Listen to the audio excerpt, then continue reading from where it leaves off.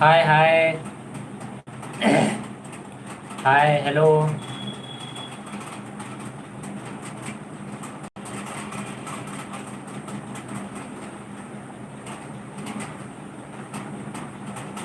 जोहार दादा जोहार इनके संजय टुडू। जोहार संजय टुडू जोहार जोहार। वेटिंग लिया आप चेयर लेका।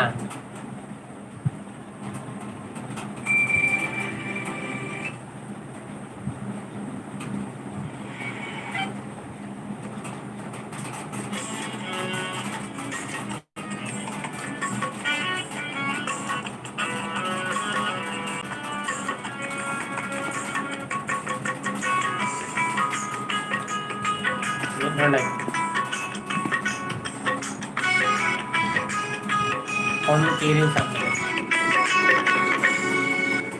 Kuilu kuilu dulare do na jao batare hindu se nawa nawa yapamare do bukulu bukulu ki jai Sanjay Tudu जोहार गे मसा हेम्ब्रम ऑफिशियल दादा नितो दो ओकारे कलकत्ता रे विद्याराणी मनो गुड इवनिंग दादा गुड इवनिंग पूर्णिमा मुर्मू गुड इवनिंग भाई गुड इवनिंग बरिया बरिया बगहर जैसे तुम तबिन हेम्ब्रम गमके हेलो हेलो। रश्मि सरन क्या कर रहे हो? कुछ नहीं, लाइव आया हूँ, आपसे बात कर रहा हूँ। लंगूराम टुडू दादा जोहार गे जोहार गे। और चंदन चांदनी चांदनी किसको, एक्चुअली में हमको हिंदी पढ़ना नहीं आता है, सो सॉरी। आप प्लीज़ इंग्लिश पे कमेंट कर, सॉरी चैटिंग करेंगे तो अच्छा लगेगा। और लाइव का है इसलिए थैंक यू। हाय कुकुमुदिसम राजा हाय जुगलदा। हेम्ब्रम बाबू चेटलका मेना बिना किन कुलियन केना अड़ी भगी गे मिनኛ अरे लेट पूर्णिमा एक्चुअल रे मु मतलब टिके बिजी रही जाइए, सॉरी आओ यहाँ पे। अच्छा अच्छा तेज मेटा मेटा चांस इन एमा पे कना जे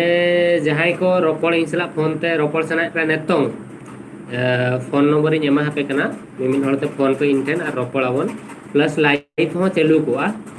हो चे बांगर लई पे ठीक है। करण सोरेन दादा ओकारे एक्चुअली कलकत्ता रे मिने दादा लक्ष्मी लक्ष्मी किसको हाय हाय हेलो। अभी अभी हेम्ब्रम दादा आपका घर का कितना जन हो और कौन कौन हो? एक्चुअल में हमारे घर पे मैं हूँ, मेरा छोटा भाई 3 है और मेरे से बड़ा 2 बहन है, माँ है, बाप है, जीजा 2 है जो कि बहुत दारू पीते हैं और कुछ नहीं। इतना ही है। एसटी भाई एंटरटेनमेंट जोहार के दादा जोहार के दादा चेटबिन चिकाय हम समार के मिनanya विद्यारानी आर चेरम कुलिंग के ना विकास गेमिंग जोहार के जोहार। अरुण सोरेन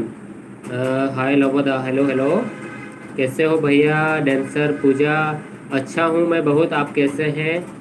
ओकर नेतार दो कलकत्ता रे संदीप कुमार बास्के कलकत्ता रे मेना ले जालिन दो दादा दाका कम जम के अच्छे बांगा उरिन जमा कुकुम दिसम राजा हाय बाबू हेलो हेलो। पूर्णिमा मु तो 8 ରୁ ୱେଟ୍ କରିଛି और टिके वेट कर आ कौन करवा निज भौणीटा वेट करें आ किए वेट कर दादा जोहार गे जोहार। Surendra Murmu hi hello. ST भाई entertainment good evening very good evening. Narsingh Narsingh Hembram लगोदा जोहार जोहार गे बापू बारिया बारिया हाय लगो भाई हेलो हेलो। विधान जोम के आम सुबिन बांगा और इन जोमा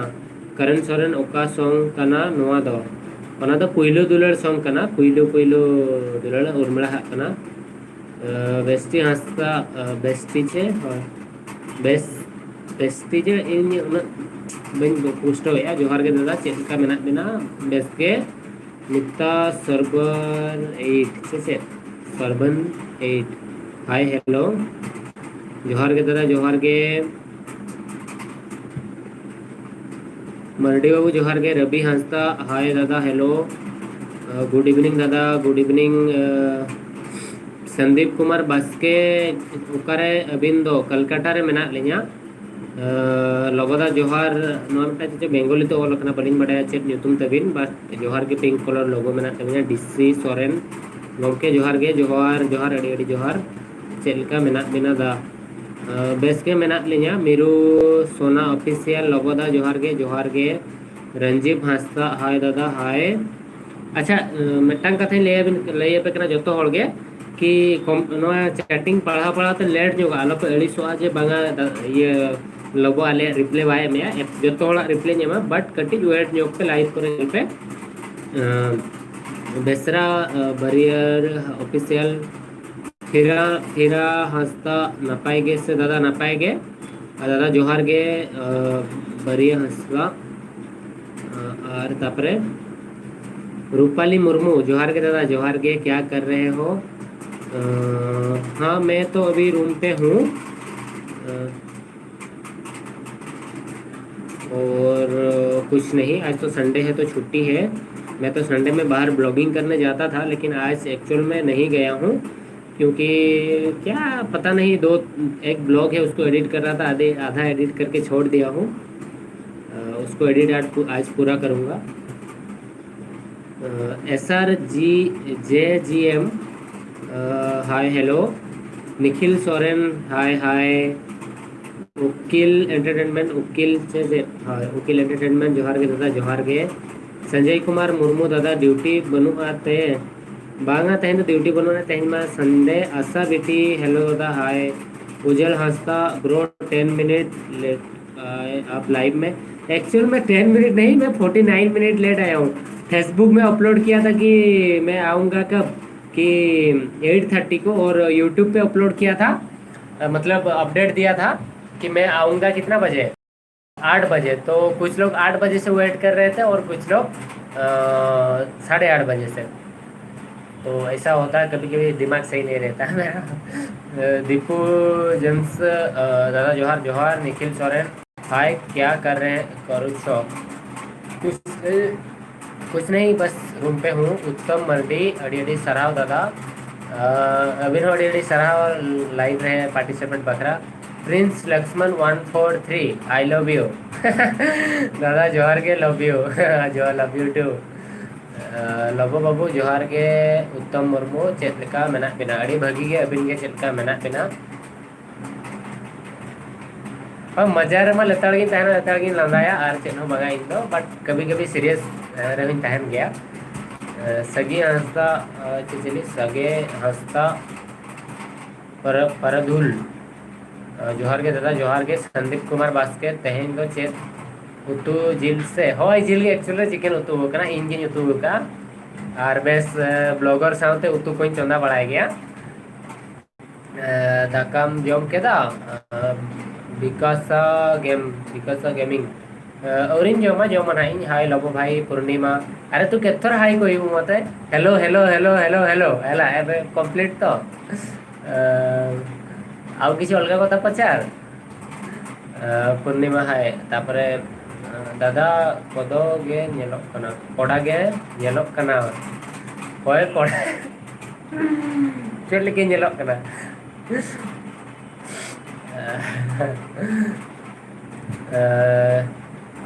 रिमिल मर्डी जोहार के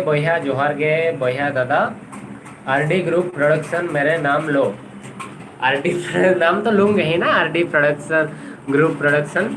इसमें क्या बुराई है यार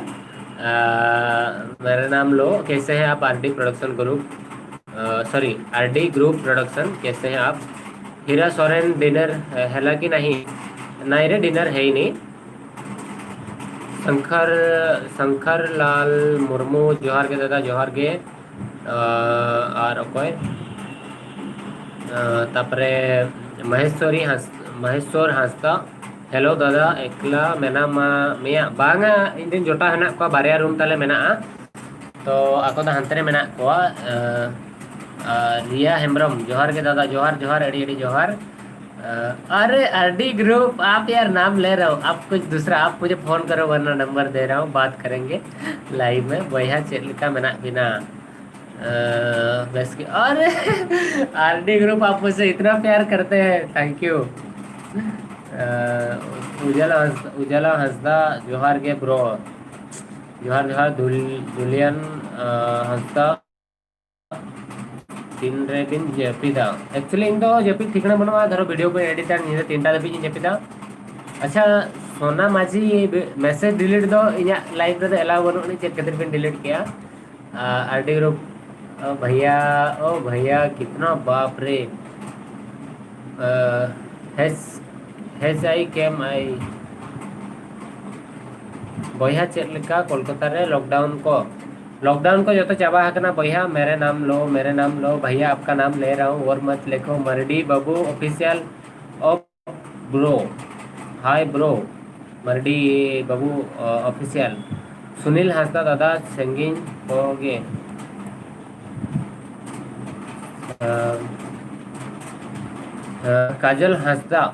काजल हांसदा मैं गोटे सिस्टर मेना जहाँ एक्ट्रेस करा बट अभी तो एंते कुली की चेका मेना बिना दादा बेस के शमी मुर्मू ऑफिशियल लबदा जोहार के जोहार आरजे विजेता ऑफिशियल संतल दिसम नपाय के दादा तहे को में हाँ आपे को दया और आपे को दुलड़ और आपे को थुम दाड़ेते बेस रगे मिनेኛ और तहन गेइन बनते दुर्गा बेसरत तीसम बपला दादा अच्छा अबिन तीस बिन बपला ना मना लई बिन एक्चुअल रे अड़ीगन हड़ मांगा लाइव रे को बोले ले जा रवि भाई किधर गया अरे मेरा फ्रेंड है यार कुछ बात नहीं है आजा तो नोटा में नहीं मना रवि पर्सनल डायलॉग मारो डायलॉग ही नहीं वो जो मैं बिहारी बोलता हूँ ना नहीं एक्चुअल में बिहार नहीं है ये यूपी का है हाँ भाई ये बहुत गलत बोलता है यार नहीं और इसका भी एक चैनल है एक्चुअल में कभी प्रमोट नहीं किया था लास्ट टाइम एक ब्लॉगिंग अभी स्टार्ट किया है मेरा बात सुन के तो जिसको भी अगर सपोर्ट देना चाहते हैं रवि को हिंदी में ब्लॉगिंग बनाते हैं हाँ तो उसका चैनल नाम बता दूंगा पे बस भाई आ गया अब तू कभी सुधरेगा नहीं यार तो भाई सुधरना कहाँ है इस दुनिया में सुधरना सब आंधा बोलेंगे तुझे अच्छा लगेगा भाई तो आंधा बोलेंगे क्या ये आज चश्मा पहन ला के खरीद के लाया है ना इसलिए दिखा रहा है भाई 350 का है छोट लाइफ में कौन कौन क्या बोल रहे हैं इनका चैनल का नाम है इंडियन रवि एंटरटेनमेंट कभी एंटरटेनमेंट करता है कभी कॉमेडी करता है नहीं भाई अभी एंटरटेनमेंट वीडियो है और ब्लॉगिंग कर रहा हूँ अच्छा ब्लॉगिंग कर रहे हैं जिंदगी में आगे बढ़ता है यही मेरा सोच है बस तो ठीक है जो कर रहा है कर कोई बात नहीं चलो चैनल प्रमोट कर दिया अभी खुश है ना फिर से करना भाई इंडियन रवि एंटरटेनमेंट ठीक है अभी मत जाओ न तो डालो पैसा लाइव कर मतलब इधर इसको देख लो इसको मतलब फाइनल कर दो उसके बाद मेरे पे जाना हाँ तो अभी कहाँ पे मैं छोटा था काजल शमी मुर्मू ऑफिशियल पे छोटा था आरजे वजीद ऑफिशियल संतल निशम ना पाएगा तो दादा तहे को बिन तापरे तिसे मपला कनावणिन बगिली Sanjay Murmu hi hello hi केबे आसीबो बाहानगा को मु बाहानगा को उर्मिला बर्थडे रे जीवी ता आगुरु न हो संतली किड्स गुड इवनिंग सिने ट्रेवल ऑफिस सॉरी स्टूडियो जोहार के बॉयहा दुमका खन अड़ी अड़ी सराव आपे दुमका सेट खन हो दुलड़ अड़ी गान नाम कना अलिबा हेम्ब्रम दादा अबिन रेन गर्लफ्रेंड दो मेना कोआ से बांगा बड़ा गया तो ब्लॉगिंग को भी नेल बड़ा गया अभी एलिवन मैंने था ना अभी ब्रेकअप रिसेंट के हुए ना रिसेंट तो पागे 12 चंद तो मिचंद हुए ना संदीप कुमार बस के फोन नंबर दियो अच्छा ठीक अच्छे टिके वेट करो तापरे मो दे देवी रूपाली मुर्मू दादा नपाएगे तो नपाएगे संजय टुडू हेलो हाय ए ऑफ संताली हाय दादा चेलका मेना बिना अड़ी बेस के मिनेኛ नवा ब्लॉग हिजू मेनते एक्चुअली ओना ब्लॉग चेतान रे विद्यारानी अपलोड कमी चालू करतीन कटी एडिटिंग कमी बाकी मेना और कटी चेत का पढ़वा धरा नहीं बुझे से ओना खातिर ब्लॉग को बई एडिट बढ़ाया जेपित का करे बुझे से भाई लोकेशन कहीं देलो नहीं कहीं के आसी गुना कौन तू पूर्णिमा आप बहुत अच्छे हैं एक्चुअल में आपको तो अच्छा लगता है मिनितान्या क्या आपका नाम है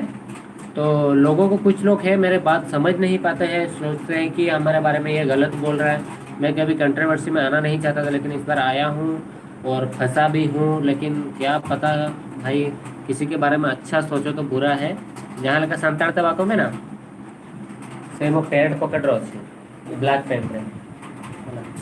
मो सांग इन जोटा मोटा पैसे को इन कैन उनी के माने बाको लेया माने जिनते रोटे ओजन और धीरे तिकी समान मेटा जोटा लेया दिन ताहे उनका के हॉल समझो तो समान तीसरा रोटे तो जिनते बाम ओजन दाड़े को हानते नाते को दोना और हॉल तो बाम समझो दाड़े को चेदा से सॉरी चेक कुछ लेके धीरे तो बाम इसिन दाड़े चेदा से धीरे तो बा इसिन हो गया तिकी ते जहां तिरम तिकी ना तो ओना लेका कथा आपे को पे दुलड़न केना ओना खातिर अडी साराव समझो कना पे इᱧᱟᱹᱜ कथा फॉलोइंग कना पे तो ओना खातिर ते दादा नपाय के तो हाँ नपाय के RD I love you baby RD group production love you too baby लबदा खबर को ओका लेका पुनराम हेमरम बेस पड़ा के दादा अबिना खबर को के लाइबिन Sanjay Murmu hi hello hello hi hi hi Sanjay Murmu Sanju Murmu sorry अरे गेमिंग हॉल के अड़ीगान होड़े हेना को बइन समझो कना चैनल यूट्यूब के बइन लई दाड़े कना मोचा रे बाब एस्केलेज उनका मुझे कॉल लगा SKLZA तो ना गेमिंग तो हेलो हाय हाय छोटला मर्डी छोटलाल मर्डी दादा दादा जोम दाका को बिन जोम किया से बांग औरिन जोमा दादा गुड नाइट उन लगन तो आलापे जेपिदा से उन के जेपिद सेना तेज कटे हरो ᱧᱚᱜᱤᱧ पे नोडे अरे मुर्मू स्टार चेत ले मुर्मू स्टार बइन समझला चेत ले आई लव यू आरडी इतना प्यार भी अच्छा नहीं है बेबी थोड़ा कम करो सबजीत संताली सोशल मीडिया कौन मो लबो भाई कौन सॉरी आ तुमको कॉल करिनी से बहुत टिके व्यस्त थे सुनील मुर्मू हाय ब्रो कैसे हैं अच्छा हूँ मैं और अर्जुन मर्डी हेलो दादा हेलो अड़ी ना पाएगे लोबो दा किसको बाबू हाँ ना पाएगे संजय हेम्ब्रम अभी ना तुम भी लेके तो रायमुनी मुर्मू दादा चेट का ज्यादा दादा चेट एम जॉबा एक्चुअल रे एलिन दो रबर टेक्नीशियन कनाली मनांग कोई को लाइव को लाइव पर कोई जितना बड़ा है का को Ujal Hansda hi bro I am your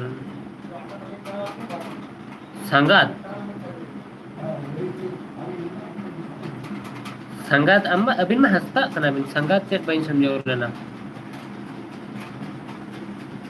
Anita Hembram जोहार दा अनिता हेम्ब्रम जोहार RD group love you baby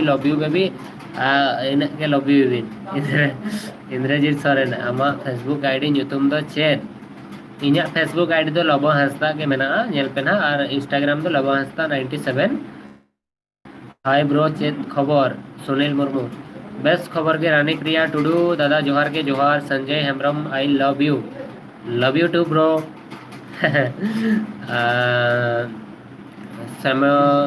Shami Murmu official लोगोदा जोहार के जोहार एसटी ब्लॉग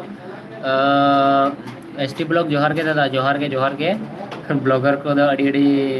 जोहार जहाँ इनको फॉलो इनका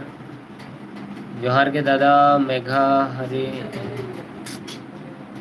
जोहार के और उत्तम हंसता हाय जोहार के दादा जोहार विद्याराणी रुआ हंसू को तो नपाय के होय सुलुज के जरो कना अच्छा सदा गिद्रे जोखा पे कोई को नोका टाइम हेला जगह ठंडा रुआ को चाबा पर हेला इन दिन जोखा स्कूल सेनो था और मुको नोका ना जहां सुलुज बाय रोहड़ को अरे मोचरे जम था कोई पे जम ले आचे बगल लेते दादा एक्चुअली होला इña फेवरेट आईपीएल टीम दो हुई कना को मुंबई इंडियंस बट होला हरा ना ओना खातिर 500 टाका फाइन हम पड़ाव लेना बाजी लगाव लेन बट इन द मैच को नहीं बोले बइनल वाला मुंबई इंडियंस मैच चलो कि नेलो टाइम बइन जामिया शिवाचरण हाय दादा चलका में अपना बेस के ट्यू स्टार ऑफिशियल दादा चेक को सिविल हंसता नोडा को कमेंट बड़ा है ओना को नेल बड़ा ᱧᱚᱜᱤ ᱤᱧ ᱚᱠᱚᱭ ᱠᱚ ᱯᱟᱥᱮ ᱟᱯᱮ ᱥᱮᱫ ᱠᱷᱚᱱ ᱠᱚᱢᱮᱱᱴ ᱠᱚᱠᱚ ᱮᱢᱮᱜᱼᱟ गमके चेत संताल एंटरटेनमेंट मर्डी बाबू ऑफिशियल योर थैंक यू अड़ी गान हड़ को मेना जे आमा लांदा बेस किया बट सरी चेड़े ओना तो बन बड़ाया अड़ी मौज thank you Munnaram Hansda good evening दादा गुड इवनिंग रानी प्रिया टुडू चलका मेना बिना बेस के अड़ी भगी एसटी भाई एंटरटेनमेंट दादा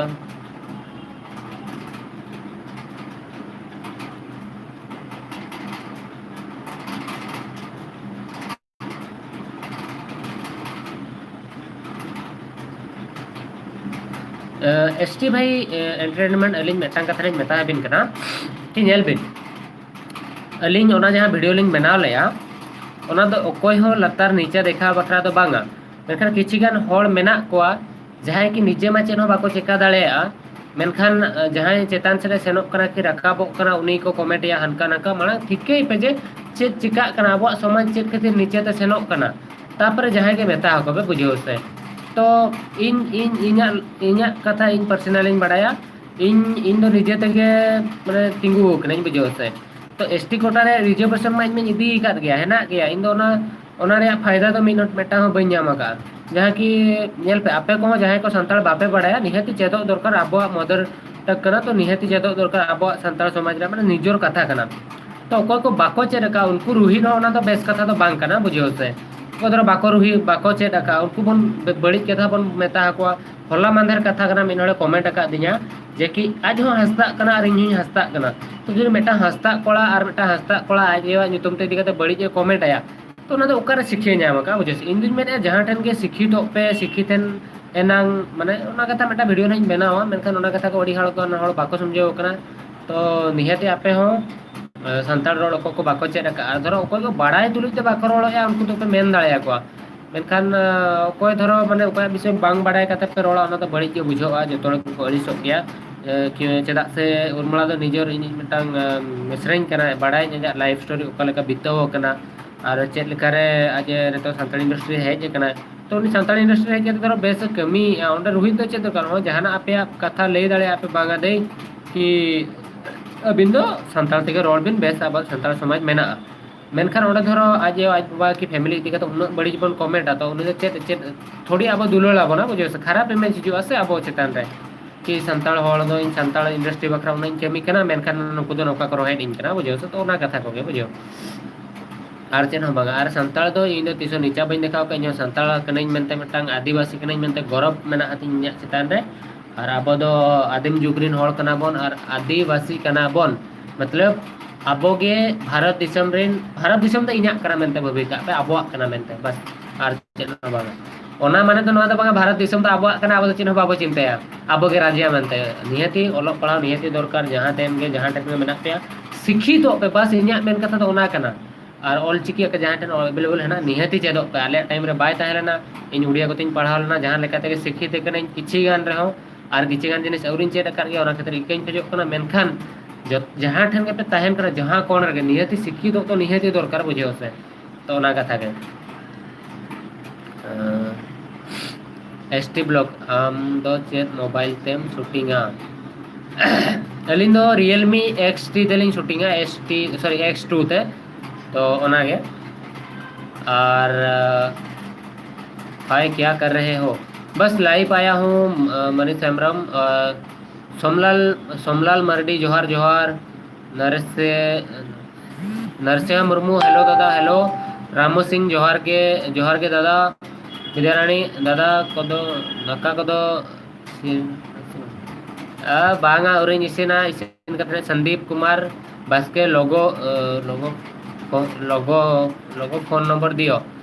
हाँ देवी टिके वेट को एमएम संताल प्रोडक्शन चेत लेका मेना बिना ब्रो अड़ी भगी के मेना लेना एमएम संताली प्रोडक्शन अबिन चेत का मेना संजीव लबो भाई IPL देखिबो आसो निहाती जीवी रो फ्लाइट टा पठे दियो तमरा रानी प्रिया टुडू दादा नेतो दो ओकारे मेना बिना अलिन दो मेना लिया अलिन दो मेना लिया कलकत्ता रे न्यू टाउन रे मुर्मू स्टार चेत कंपनी बिन जॉब अलिन दो रबर टेक्नीशियन कनाली अलिन दो रबर कंपनी जहाँ की मोटर बाइक और जहाँ कार जहाँ के ट्रक रे जहाँ ट्यूब है ना मैन्युफैक्चरिंग नोडे दो संदीप कुमार बास्के मैसेज चेदा बिन डिलीट किया चरगली किसको हाय हेलो सॉरी मु सोना माझी सोना माझी सॉरी मु अच्छा विक्रम माझी दादा जोहार के जोहार सामी साम बेसरा दादा जोहार के जोहार रिमिल रमिल मरडी बोया कोलकाता रे दो ओकारे मेना ओकारेम तहना तहन गया तो अलिंग दो कलकत्ता न्यू टाउन काली पार्क रिलिंग तहन कना राजरहाट रोड विद्यारानी तहन दो चेट उतु जील जील सिम जील हतु हतु हेम्ब्रम दादा बांगा होला क्रिकेट दो बन लका एसएस सोरेन स्टार दा होला टाइम बाय तहन सॉरी एमबी बाय तहन लाते ओना कते दादा एसएस सोरेन स्टार दादा ओडिशा से कौन जोहार के जोहार के ओडिशा से कौन अभिनव कोलकाता से कौन मारांग हेम्ब्रम हाय लोबदा जोहार जोहार सुनील मुर्मू हाय रानी प्रिया टुडू दादा अभिना अतु दिसम दो ओकारे एक्चुअल रे इन दो जन्म लेने टाटा रे और इन बाबा तक जहाँ मारे दिसम ओना दो हुयुक कना शरत सीजन सेलाई पुखरी और इन दो नेतन दो भद्रक रे आले ओड़ा तो नेतन दो मेना जहाँ की परमानेंट और इन दो कलकत्ता रे तहना नेतन दो जॉब भी आई आरडी ग्रुप प्रोडक्शन 28 PM से वेटिंग कर रहा हूँ सॉरी ब्रो आपको वेट करने के लिए तो सॉरी और क्या बोल सकता हूँ मुझे पता नहीं था आप लोग इतना प्यार करें इतना वेट करें तो मेरे तरफ से बस सॉरी ही और नेक्स्ट टाइम से नहीं कर पाऊँगा ऐसा संदीप कुमार संताली ब्रो वीडियो बिन संताली ब्रो वीडियो ओ रोस्ट टका दे यार चेन ओना दो चेन बांगा नॉर्मल कथा कर रोस्ट टका दी जाए तो चेन ओना दो चेन बांगा बुझे से आज कमी आज करा अब कमी अपन कमी दादा हिली दा दे तिकिन दा 30 किन अगु दा हिली दे तिकिन दा हापे गडी झाड़ाम ᱧᱚᱜ लेनी नेतो तो कोड़ा के देई बुझे से उत्तम आस्था दादा चेत लेका मेना मे ओकारे मेना बाद उत्तम आस्था इन दो कलकत्ता रे मिनेኛ और बेस के मिनेኛ आरडी ग्रुप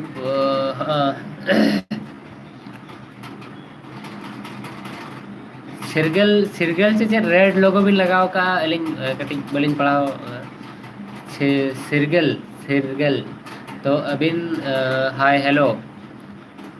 गुड नाइट दादा मरडी बाबू हाँ गुड नाइट अदा उठो अबिन से चल का आप बहुत अच्छे हैं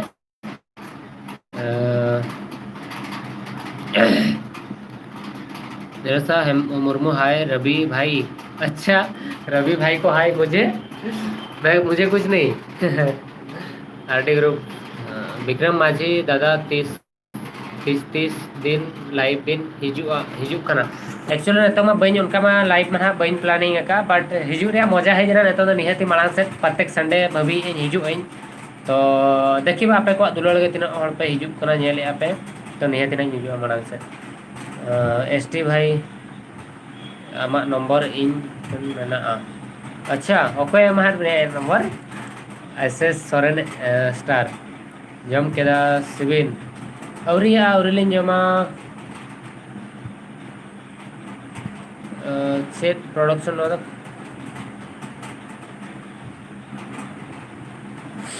हाय दादा हाय रानी प्रिया टुडू खेलुआन कुड़ी से प्रोडक्शन हाय दादा हाय रानी प्रिया दादा जोम बड़ा के हम से औरिन जोमा meeting Devraj Murmu hi hello hi B2 Santali express music group hi hello hi Abhinav और जोहार दादा अनंत हंसता जोहार अड़ी जोहार संताली किट अभिनव अतु दो ओकारे अलिंग अतु तो भद्रक रे मतलब भद्रक डिस्ट्रिक्ट अतु दो चरम पाको मेना तपस हेम्ब्रम हाय हेलो संजय हेम्ब्रम गो सेट मीनिंग बलिंग बुझलना गो रिया दो हतु हेम्ब्रम हाय दादा क्रिकेट खेल को बन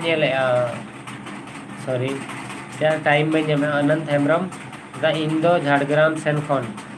अच्छा अड़ी अड़ी सारा झाड़ग्राम में धाव सेन लेना बट दाना बड़ा अगुली झाड़ग्राम में अमूल ये सॉरी बीरबाह देते पड़ा सेन लेना उत्तम मुर्मू लबो बाबू नंका के लाइव हिजू विन अच्छा अड़ी अड़ी सारा इन उहर बखराते मिस इन करा बिन उत्तम उत्तम दादा करगिल मरडी दादा जोहार के जोहार सनातन कुमारी सुनीता कुमारी जोहार जोहार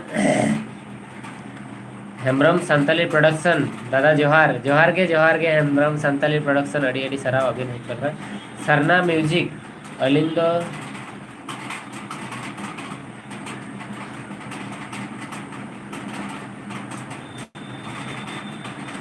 नेल बिन इन्हें मेन कथा तो नवा करना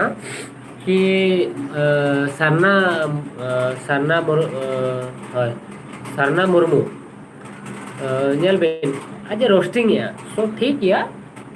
अब ओना कथा रे बाबो ये या जस्ती आज बेटा कंटेंट क्रिएटर कना तो आज बाय बुझो जा मैं तो ओना चेक बन चेक बुझो से जो तो के इन रोस्टिंग का दिया तो ओना बदलते इन रोस्टिंग ना भाई रोस्टिंग मतलब रिप्ले बन एमा तो आज तेरे चिका चिका चाहे पसे जो सच्चाई है वो सच्चाई ही रहेगा इन चिली कर इन बड़ा बस ओना खन जस्ती बागा चला आज रोस्टिंग है अब बन रिप्ले ओना आज ना किताब ओला दाका उतु तो ओना के अड़ी गन जिनिस ना बाय रोल सदिन किना ओना को कथा अड़ी तो रोस्टिंग केट कोय तो चिन्ह बांग करा भाई अब सिचुएशन आज कोय बड़ा आज सिचुएशन अब बाय बड़ा आज के रोस्टिंग केट बना तो इन दो ओना को तो जस्ती ये बन ये इन रोपड़ लेन गे आस्की प्रोडक्शन वाला को लेया दिन था बट चाह लेखान इन अड़ी होड़ा मिस्टेक इन ओडक दाड़े गया मेनखान ओना करे बहुत बाय संभाव सलिन केना नेतो इन इन कंटेंट चेतान रे भाभी टाइम इन एम लेखान आरो बेसोगोआ और जहाँ जहाँ चिके करा उचाय पे इन नेरेट को तीस टाइम हिजुआ बेस्टिक ओता हुआ इन जो तो सपोर्ट मेना इन पप्पू आस्की प्रोडक्शन हुई सपोर्ट या और संताली ब्रो हुई सपोर्ट या धरो बेस को कमी करना कि बेस चेक को क्रिएटर तो आलप नहीं आता पाऊँ बस नो आगे बुझे इन मेन कथा तो B2 संताली एंटरटेनमेंट में हेलो म्यूजिक एंटरटेनमेंट हेलो है कदम कुमार हेम्ब्रम हाय पानीश्वरी मुर्मू बास्के ना तो क्या लगा मुर्मू और बास्के मतलब अबिना तो पाले मुर्मू और अबिना हस्बैंड पाले उनका बास्के जे लेका लई जो लिंग है पूर्णिमा तांको बर्थडे केबे डिसेंबर रे अछि ता बर्थडे सरना ऑफिशियल नपाई गेम तो दादा नपाई के नपा दे देवनाथ माझी God bless you thank you अड़ी अड़ी सरा नो वार्ड ले बखराते नोआ के इन बखरा अड़ी इंपोर्टेंट करना चांदा बगा इन बखरा पे नेहरो कना तो अबिन हो अलिले आशा बेस रे तहन मिन देवनाथ माझी गमके तिकिन अरुण मर्डी जोहार के दादा जोहार के समरानी मर्डी हाय दादा हाय संजय कुमार मुर्मू दादा रोस्टिंग दो जेल बिन रोस्टिंग दो चेत हो बांग करा उनका तो कोई रोस्टिंग के दिन यहाँ चेत चिक्का किया तो ओना सलाह इन तो चेरो सवाल बनो नहीं तो ओना चेतारे जस्ती बन चिंता है वजह से बेस्ट चे बड़ी यहाँ पे वीडियो जेल का एंटरटेनमेंट पे आप हिस्सा बना दो आप ओका लेका वीडियो पे नेला तो ओना चेतार तो इन चेनो रगी ये बगा बेस्ट चे बड़ी आप धरो पे इंटरेस्टेड मेना पे रोस्टिंग वीडियो नेल बखरा नेल पे चेनो सुनता बना सुमिता माझी जोहार के दादा जोहार सोरेन ब्लॉग्स दादा इन ब्लॉग हो प्रमोट का मैं अबिन ब्लॉग अड़ी कुछ हाँ नोने बाधो सोरेन ब्लॉग मेना आकिना मिटान चैनल आपको चैनल मिटान सेन आकिना चैनल सेन करते मेताओ का नेल पे और प्रमोट तो प्रमोट याले यार अबिन हो कमी बिन अड़ी भागी ब्लॉगिंग बिन चैनल बांग करा और निहती मिदिन सक्सेस बिन यामा मेनते लेने आशा मेना रिया हेम्ब्रम आपका बर्थडे कब है मेरा बर्थडे एक्चुअल में मेरा बर्थडे मार्च 13 को है बहुत लेट है अभी बट जब बर्थडे आएगा तो तब पहले बता दूंगा मैं और रानी प्रिया टुडू दादा 30 दिन मेरे जा इधर चना इन होना बना बइन बड़ा है जैसे हुई ना नहीं इतना ले कुकमु दिसम राजा गुड नाइट बाबू इनमा अच्छा रुआ कनम रान कम जम का से बागा दादा और कुकमु दिसम राजा दा इन बॉयहा कनाय इन मारा बापन कनाय तो रुआ कनाय तो ठीक गया जपित में रेस्ट इदी में दादा इन्या लाइफ नेल खन जस्ती इंपोर्टेंट तो हेल्थ कना सो रेस्ट एंड चिल में चलो बागा बेसवाना रान को जम में हला और इन्हेली बताए मैं कटिक ध्यान एमा लोलो दा को जंदा हम ठीक है तापस समरम हाय हेलो और जोहार के दादा बारीपदा खन जोहार जोहार बारीपदा खन तो ठीक है नेक्स्ट टाइम जखन बारीपदा नहीं सेनो निहति नहीं जापामा अबिन सरा मेघा रानी मरडी बिकॉज मुर्मू जोहार के दादा जोहार के और तीनों ढेर पे लई न करा तीन जखन चाबाया जोहार के बाय संगा तो बाय संगा छी बाय चाबा कना एस एस सोरेन दादा तीस तो तेहें दो चेक को उतू का इन दो तेहें दो जिलिंग उतू का और हिजुक बिन जमापन अच्छा जोहार संगात कोड़ा ओकारे ओका सेट को तो संगात इनके समझोगे वही समझो कना तो हो संगात नितो तो कोलकाता रे अशोक बेसरा जोहार के दादा नपाय के हाँ बेस के अड़ी भगी के मिनेजा पूर्णिमा भाई तमे कौठी उर्मिला दी करो लोकेशन दबो बोली कौथरे जे बहुत मिछुआ तमे जीव देखेबा माने कौन मिछुआ तो मिछुआ जीव देखो मत एसटी भाई एंटरटेनमेंट अड़ी अड़ी नपाय तो हाँ ठीक है मनोज सोरेन गुड इवनिंग दादा गुड इवनिंग अलग लेखन एलएस हाय अरे आप तो भी मैसेज किए थे हाय लबो भैया चल का मेना बिना दुकिन गमपे तिकिन किन बजे तान तीन जखा लाइव पे हिजो अड़ी संगड़ी कोलकिन तंगी ले दीजा बेस के बाबू संदीप कुमार बास्के मन हाँ पगन बसके दादा लब लब लब ठीक है हीरामणि हंसदा चल का बना में दादा बेस के मिनिया समरा बसके समरा बेसरा ऑफिशियल हेलो भैया कैसे हैं मैं अच्छा हूँ आप कैसे हैं और घर पे सब कैसे हैं आई होप कि आप सब लोग अच्छे होंगे टिकुल मुर्मू जोहार के दादा जोहार जोहार चलका मेरा बिना करगिल मरडी लबोदा चलका खबर को बेस के नोका चलू कना तो हर को रोस्टिंग आ कंट्रोवर्सी चलू कना एगेरिंग कना को अड़ी एगेरिंग आने का नोका लाइव कना खतरे हिजुक कना उनका के चलू कना तो महेंद्र मुर्मू लबोदा जोहार के सगुन जोहार करण सोरेन दादा ओका दादा दाका दो तीन रेबिन जोमा दाका दो जोमन हाई 10टा कोते पाले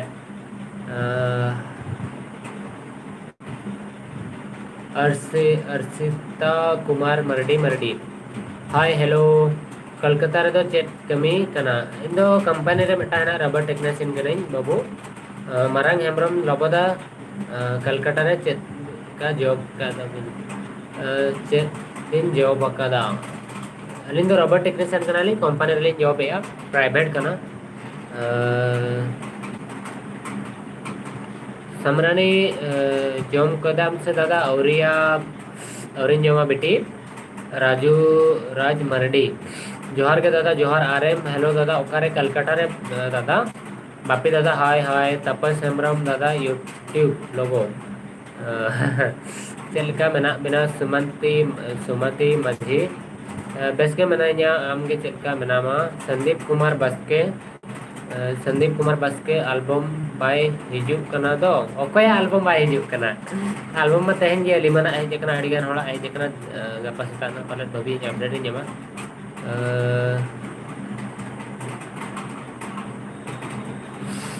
आशा बेटी रबर टेक्नीशियन दो कमी दो चेत टेक्नीशियन माने टेक्नीशियन कने और किसी मतलब सुपरवाइजर सबते मिले जा टेक्नीशियन कन बस सारा सारा मुर्मू दादा अलिंग दो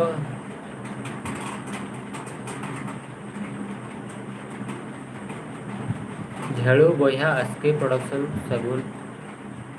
अच्छा अच्छा हाँ झेड़ू बोया अच्छा चेन हो बांकना झेड़ू बोया रोस्टिंग क्या तो रोस्टिंग क्या आप तो रेंगेज हॉल करा बन भाई जो तो के रेंगेज क्या बढ़ाई गया बन और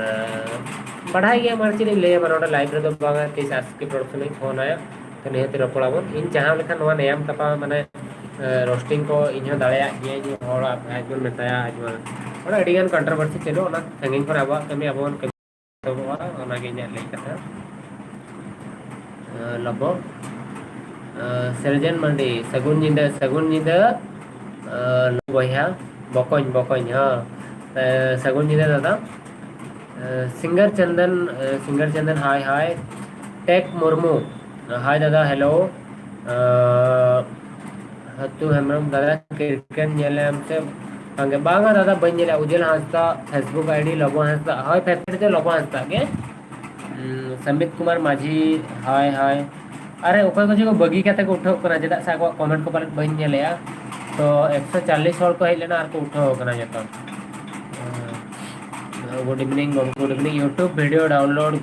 good bro thank you singer Chandan DJ बना तो डगरी चिलते चेत ब्रो का अकाउंट कौन सा अकाउंट उजला चो उजल हंसदा सैनिटाइज एसटी भाई चेक चिकाय ना भी सैनिटाइज चेक एटोल तो थी भी नहीं रुको सिंगर चंदन जोहार जोहार जोहार सिंगर चंदन चेक भी रह गया अभी तो hi sir YouTube video download सार तो बांग करना भाई दादा बंखान बाबू बताइए पे रूपचंद मुर्मू हाय काका दाका जोम किया बांगा ओह हाय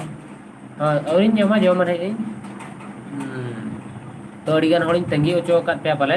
जल लगे तो अरे बाप रे उन्ना ढेर हॉल मेना पे आपे कटी जो वेट ᱧᱚᱜ पे बुझो से चेरिन चिका इन रिप्लाई को बइन दाड़ा कना उन लगन मुरुक हॉल दो चेरिन चिका बापे दादा हेलो हेलो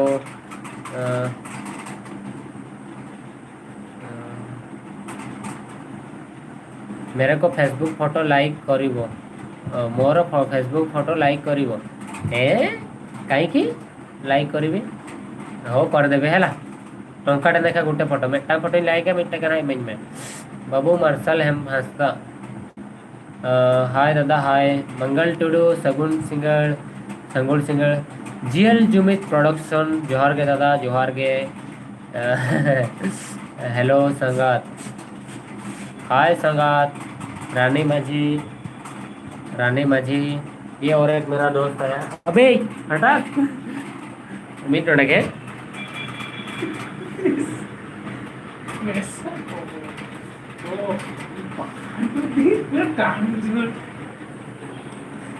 जोटा जोटा है लेना उन्हीं से रपड़ करते हैं राहुल इतना धीरे हाय क्यों बोल रहे जोर हाय हाय हाय इतना क्यों सर मारा है यार तो आप तो ओकारिन बगिया पे था रूपचंद मुर्मू तीयू रामकृष्णा मर्डी हाय हाय रानी माझी हाय मनोज जी हेलो संगात रानी माझी हाय हाय हेलो चल का मेना बिना रानी माझी रामकृष्णा मर्डी अतु चेनिन बढ़ाया रामकृष्णा बलि झंझल में आप बहुत अच्छे हो दादा पता नहीं अच्छा हो कि नहीं लग रहा आपको अच्छा लग रहा हूँ तो स्टार ऑफिशियल तो अच्छा है कुछ लोग बुरा बोलते हैं कुछ लोग अच्छा बोलते हैं भाई किसको क्या लगता है बट अगर आपको अच्छा लगता हूँ मैं तो बहुत अच्छा बात है इसके लिए आप और जिस चीज़ को अच्छा लगता हो।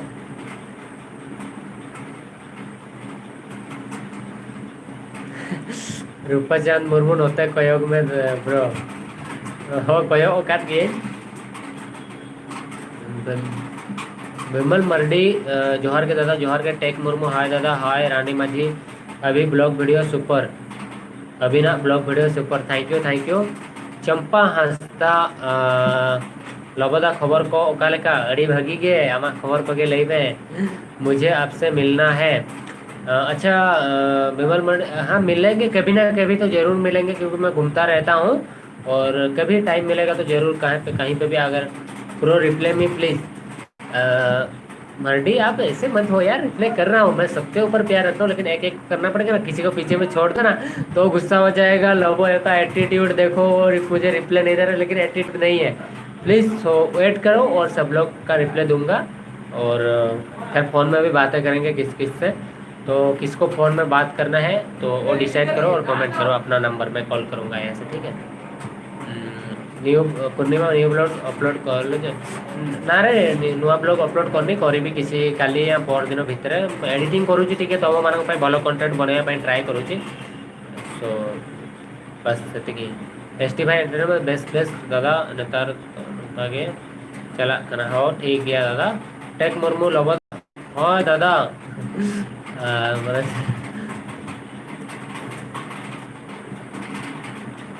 अनंत हंसता आपे हाँ बेस के रानी प्रिया व टुडू अभिना ब्लॉग जोतोलिंग नेला कहा और अड़ी बेसलिंग बुझेवा अड़ी कुछ आपे बेस्ट पे बुझे तो ट्राई इन फ्यूचर टाइम रे आरहो नवा तो चेन बांगा आरहो बेस्ट ब्लॉग इन बनामा आपे को दुलड़ बेस्ट पे बेस्ट इमेज पे और उनके ट्राई तो निहती ना फ्यूचर रे आपे को एंटरटेनमेंट पे अरे पूर्णिमा कहीं दुख कर हाँ बुझे से हाय दादा हाँ आदो चे बाको बुझे एस टी भाई चेतला चिकाया छाड़ो आदो रानी माझी और हाँ अड़ी साराव रानी माझी कि अबिन अलिंग बकरा आपे दुलड़ तहन कना अबिन दुलड़ मेना कि मांग से निहतलिंग सेनो हाँ ट्राई अलिंग कि बेहतर कन बेहतर चेष्टा बकरा निंदे जेपित के बन जेपित के बेस्ट कंटेंट बना बकरा और तो नहीं तो टाइम बन जाए चेदा से जॉब हिन करा अड़ी कमी तहन कना तो निहतना मांग से बेस्ट आर कंटेंट मेना आपे दुलड़ के तहन कोमा तीसों बेबड़ी तेरे हो आपे अलपे हिरका ह냐 उना अलिंग इना आशा Samlal Murmu I want to meet you. Okay bro, जरूर मिलेंगे। पूर्णिमा तो एमती कान ना है ऐसे मु नाटक है मोटा को कम ये दे दूची स्टिकर दे दूची बाबा रे उर्मिला हाँ लाइव रे हिजू के मनखान सानताते उन क्लियर बाय रोड दाड़ा पे रोहे दे जे नोना खातिर उनी बाय हिजुआ बगान लाइक आप करे में हेज पड़ा के तहन बट इन तो बई अगु यार मबी जते फ्यूचर रे हिजू के आलिन ना बट ये लो ना जोखन आज बर्थडे तहन ना जोखन मैं अगु या निहती आपे बकरा आपे दोनों पे मेन है रानी प्रिया टुडू दादा अबिन अड़ी अड़ी बिन नपाया थैंक यू फगन बस के गुड इवनिंग दादा गुड इवनिंग लबोदा मुझे आपसे मिलना है जरूर मिलेंगे भैया जरूर जरूर आप एक दिन जरूर मिलेंगे आप अगर इतना मुझसे प्यार करते हैं तो जरूर एक दिन मिलेंगे। Ramkrishna Mardi love you too Saraswati hello hi hi hi मारंग हेमरो मारंग लबोदा अबिन इंटरेस्टिंग क्वेश्चन हंडी न्यूया चे बांगा न्यूई गियन हंडी दो नोका पाराप को नहीं करो ना माने तो बांगा जी दो न्यू कते उका तीसों बइन गुड़दो बड़ा हकना न्यू गीत कटिंग कटिंग ने ने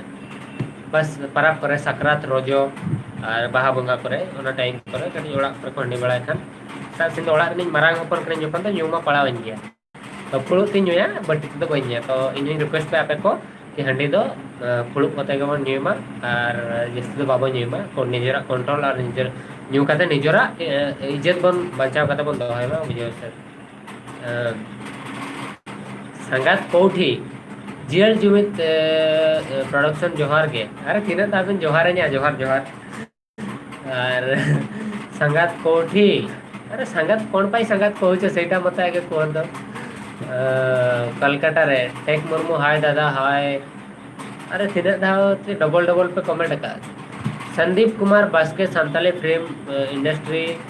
डेवलपमेंट बखरा चेक प्रोग्राम मेना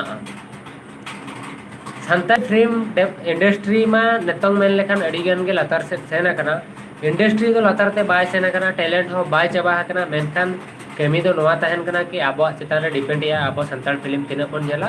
अब तीना पन दुलड़ा उना गे मांग से सेनो इंडस्ट्री तो आपे चितान आपे को इन चितान आपे को चितान रे डिपेंड या और धरो अब अब जेला एनखान तो धरो बन मेना संताल तो नुना लो बजट फिल्म को बेना तो बतन तेस रहो बाय बाय सेनो चितान से पुजे तो अब ओका लेवल रे मेना बना अपन फिल्म इंडस्ट्री ओका लेवल रे मेना को नवा मा बांगा जे संताल रे धरो 1 मिलियन हॉल फिल्म को नेले आको थोड़ी करोड़ करोड़ टका खर्च करते को बेना दाड़े बांगा तो ओना खातिर नीचे अड़ीगान ये करना तो अब जहां लेका बन नेला उनका के तो जखन revenue by J Meta producer film चेदा बेना बुझियो उनका कथा तो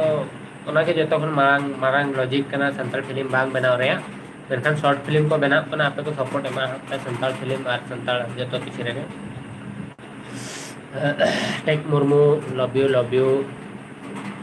संदीप कुमार माझी मैं हाँ एसटी बादशाह कोड़ा दादा जोहार गे जोहार अबिन दो कालिका मेना बिना अलिन हो बेस के अबिन गे भाई गुड इवनिंग केमती अच्छो लिसा लोस ते चेक यूट्यूब तबिन अरे এটা কোন লেখা আছে মানে কোন এইটা হ্যাঁ তা উপরে তো নাটা কোন মতে এইটা লিসা লিসা না হ্যাঁ ভলরে ଅଛି ମୁଁ লিসা তুমি কেমতি অছো केबी राज ऑफिशियल जोहार गे RN Soren RN sorry RR Soren जोहार गे दादा जोहार गे धनी धनी हेमरम दादा ब्लॉग वीडियो दो चेक आप तबिन एडिट आप अलिन दो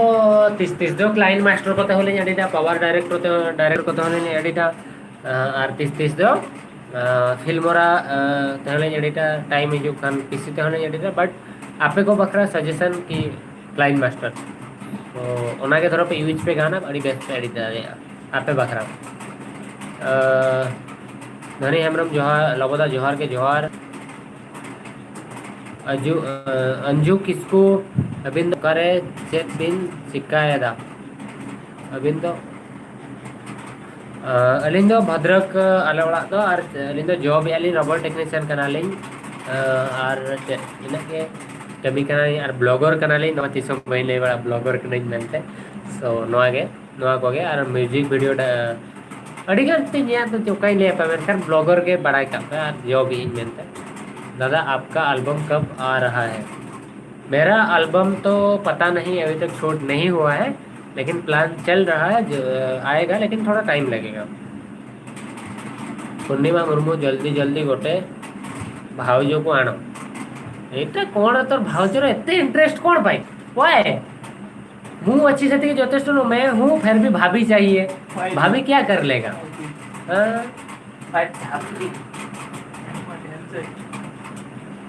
पीताम्बर मराठी हाय हाय भांगत कोच्चा से हाँ कोच्चा हाय हेलो बस के मजा एंटरटेनमेंट हाय फगुन बस के दादा मैं झारग्राम से बोल रही हूँ हाँ भैया झारग्राम मुझे बहुत अच्छा लगता है आप झारग्राम से भी मेरा फ्रेंड में है मेरा वीडियो देखते हैं बहुत अच्छा लगता है बस के मजा एंटरटेनमेंट चेक लिखा मेरा बिना बस के मना लिया अनंत हेमरम गुड नाइट दादा गुड नाइट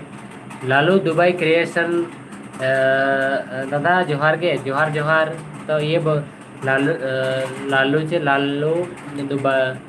दुबई क्रिएशन अड़ी दिन खन इन वीडियो की बड़ा अड़ी सराव अबिन हो चांस कलिन बकरा अबिन रिप्ले एम बकरा तो नौका के सपोर्ट मान दिन बस के मजा एंटरटेनमेंट दाका को बिन जम किया से और जम माले ना 10टा कते और ती को हंसू के फोन साफ ते बाप रे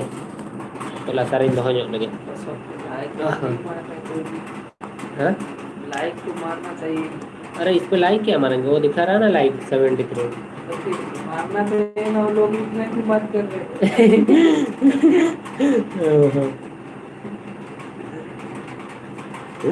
तो बिदु मर्डी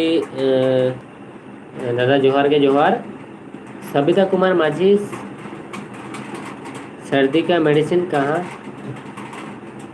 अच्छा ले हाँ खा रहा हूँ, मेडिसिन खा रहा हूँ। भागवत कुछ जोहार के जोहार। संजोय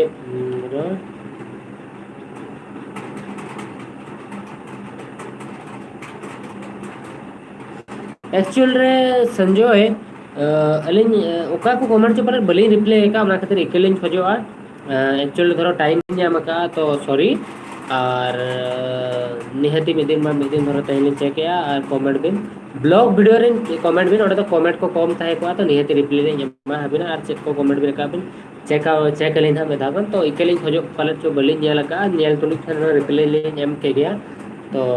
ओना बखराते अलिंग इकेलिंग खोजो गमके बस के मजा इंस्टाग्राम लिंक भेजा बिन भेजा तो चेत अंजम बिन ले बिन कर लो हंसता 97 इंस्टाग्राम और चेत सिंपल सा लड़का। आप बहुत लेट में आए आज। हाय लोगों जोहार के जोहार। बस के मजा entertainment hi hello Masti Tudu good night good night. Shyamlal Murmu hi hello. Dilip Soren hi hi दादा। हाँ हाँ यूट्यूब रे आरो कोई को उसका कर hello bro YouTube hi bro hi hi. Bapi दादा जो गुड इवनिंग हेलो दुबई दादा अबिन दो ओकारे कलकत्ता रे सीमा हेम्ब्रम हाय हेलो। किसुन मर्डी दादा कोलकाता रे के से हाँ कलकत्ता रे मिनाया बहुत बढ़िया में। अच्छा फेसबुक रे लाइव नाले हिजुग गया मेनखान फेसबुक रे उना बनु को जो ऑडियंस को ना बाय सेनो सने जा यूट्यूब रे हिजुग करे मैं दागा फेसबुक रे नियति सेनो और देखिबा सेनो हुई ना दिन बर्थडे कब है आपका बर्थडे। अरे तायम मैसेज किन पढ़ाया चा आपके डबल पे मैसेज इन केना ओना किन भबी या बुझो चाबा के बाय ना हाय चेलका मेना बिना बर्थडे तो 13 मार्च को है और बारिक को दा कौन। अरे इन तो तायम मैसेज को पूरे पछ नहीं पढ़ा है अच्छा चेल लेका आप से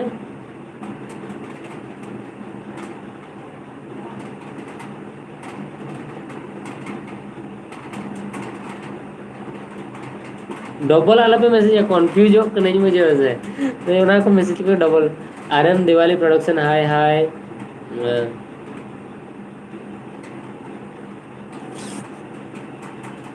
मामोनी हाय हेलो।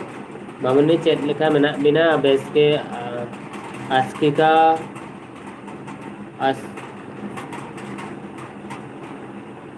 विकास बस के हेलो हाय। हम भाई तुम्हें बहुत आगू को जाओ। थैंक यू रे थैंक यू आगू को जीवन की जाने नहीं किंतु तुम तोर भल पाइबा ताई भाई डाकुच तो निहाती जो मैंने मतलब भाई डाकते से मैंने मोर रेस्पेक्ट दिए नहीं तो तुम्हें तो सिमते वो तो उता करी कथा रागी बने है। चांदनी किसको आप हिंदी पे क्या लिखे मुझे समझ में नहीं आया बट कुछ भी लिखे तो इंग्लिश में लिख दो मैं समझ जाऊंगा। गुड नाइट प्रभुकार मुर्मू जेपित सना के बिना से लिखा आरएम दिवाल प्रोडक्शन गुड इवनिंग लगोदा फोन पे कुड़ी को सलाह में बन गलमरा बस किसी फ्रेंड मेना को गलमरा बढ़ाए गए फोन पे तो उनका मैंने कुड़ी के बट उनका गर्लफ्रेंड टाइप दो बागा भाई तुम सहित देखा कर इच्छा होची तो ठीक अच्छे तो घर कौटी तो सॉरी तुम घर कौटी कह निहाती जब जी अपडेट देवी आउ देखा रिया हेम्ब्रम मैं झारग्राम से हूँ बट स्टडीज के वजह से आसनसोल में रहता हूँ। आप आसनसोल कब आए हैं अगर कभी आए तो प्लीज़ मेरे घर आएंगे तो ज़रूर कब अगर आसनसोल जाता हूँ तो मिलूँगा। तो मैं फेसबुक और यूट्यूब पे अपलोड डालूँगा नेक्स्ट टाइम मैं जहाँ पे भी जाता हूँ, बारीपदा या कहीं से, तो ज़रूर। संतल संतल कोड़ा हाय हाय हम, हाँ हमको तो भाभी ही चाहिए। ये हो आंखें मत मारो यार, भाभी क्या चाहिए यार, मैं हूँ ना यार। भाभी थोड़ी वीडियो बनाएगा, मैं हूँ तो मैं वीडियो बनाऊंगा ना। Sahiram music post and DJ Akshay, I love Santali blogger लवा हंसदा। Thank you. मैं मुझे नहीं, बहुत सारा ब्लॉगर, अच्छे ब्लॉगर भी हैं जो कि लाइफस्टाइल ब्लॉगर हैं, उनका ब्लॉग भी देखो। और जो ट्रैवल ब्लॉगर हैं, सेहादी हैं, बहुत सारे लोग हैं और उनको देखो। नाम तो कंप्लीट नहीं बता सकता अभी, लेकिन सबको सपोर्ट करो यार, सब लोग अच्छे वीडियो बनाते हैं, देखो एक बार, ठीक है। सिर्फ मुझे नहीं, अगर प्यार करोगे ना तो किसी को, अगर जैसे तुम अभी ये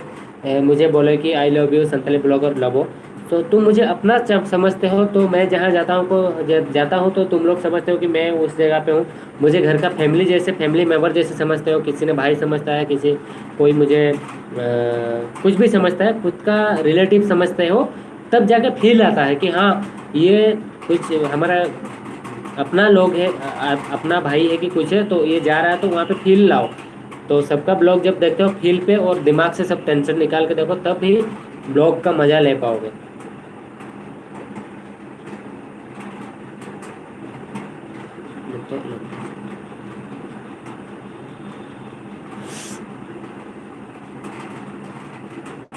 लैंग्वेज एटा रोल लैंग्वेज एटा तो बया बांगा, जहाँ जहाँ का क्वेश्चन को उनको तो रिप्लाई चला, उनको तो संताल तो बाको समझ चेक बन चिका को आप को, और संताल रोड में बढ़ाया गया, हिंदी में बढ़ाया, तमिल तेलुगु, इन तो 10 लैंग्वेज इन बढ़ाया, हो मतलब हो लैंग्वेज, लड़का लैंग्वेज, मुंडारी लैंग्वेज जो तो इन बढ़ाया, ठीक है। हंसता बाबू हाय, माधुरी हंसता जो तो हाँ हाँ माधुरी हंसता। अरे अरे सराव, हाय राजा हंसता हाय, कैसे हैं, हेलो अच्छा हूँ मैं। अर्जुन राज मुर्मू अबिन चैनल रे नेम दो चेट बाप ऑफ संताली, ओहो हापे से बइन पढ़ा रहे अबिना चैनल रे नेम दो नौका चेडा एक्चुअल रे नेल बिन है। अलिन दो माना दो जोखन चैनल यूट्यूब में दो किया बाप ऑफ संताली एंटरटेनमेंट, ओना दो मतलब चेट मिट्टान बेस्ट क्रिएटर लाइफ रिंग मेना ओना तीन एक्सपेक्टेशन मेना नौका दो कोई हेरेसमेंट हिसाब दो बांगा। चैनल दो मुड़ो खन को कई दो का बेस्ट ओना मिट्टा फील हिजू कान थाइन मोने रे हेजना चेत खतरी दो का इयो बज बड़ा तनखान इन मीडिया यूनिक नेम बस और चेत बांगा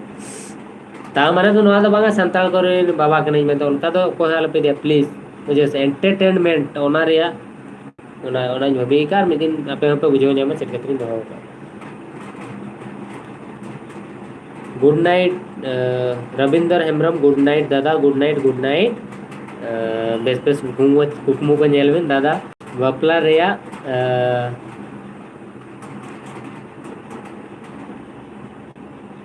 बागा बिल्कुल के बना बापला रेया इच्छा तो बनुआ बिल्कुल के बनुआ हला। कविता कविता हेम्ब्रम हाय दादा हाय। बबली बबलू सोरेन रिप्ले, हाँ रिप्ले गेम तो ada चेत रिप्ले ओना बड़ा लई में से गुलेइन में रिप्ले नहीं है ᱧᱟᱢᱟ बाबूलो Soren. Hansda Hansda Babu good good good good good good good तो रगीना बिन चल का संदीप कुमार खबर कौन किछि नहीं संजीत सोरेन लबोदा जोहार गे मुंबई खन अड़ी अड़ी सारा मुंबई खन जहाँ तीस मुंबई को सेनों कान आम ठन गना सेनों ठीक है आपको बनो का मुंबई फर्स्ट टाइम आमे मैं जेकना तो निहत रिसीविंग में स्टेशन है केतना और जाना कमी को दालान को सेनों कान।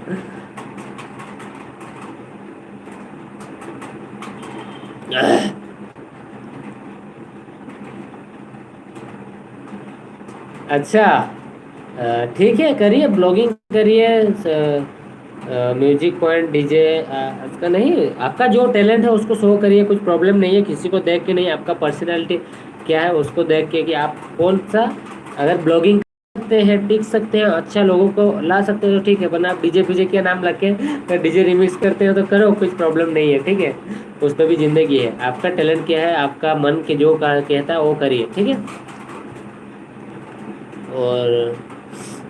राधा गोविंद दास अबे तू यहीं पे रुक के मुझे ये कर रहा है। किधर गया राधा गोविंद दास? बड़ा वाला डिलीट कर देना तो।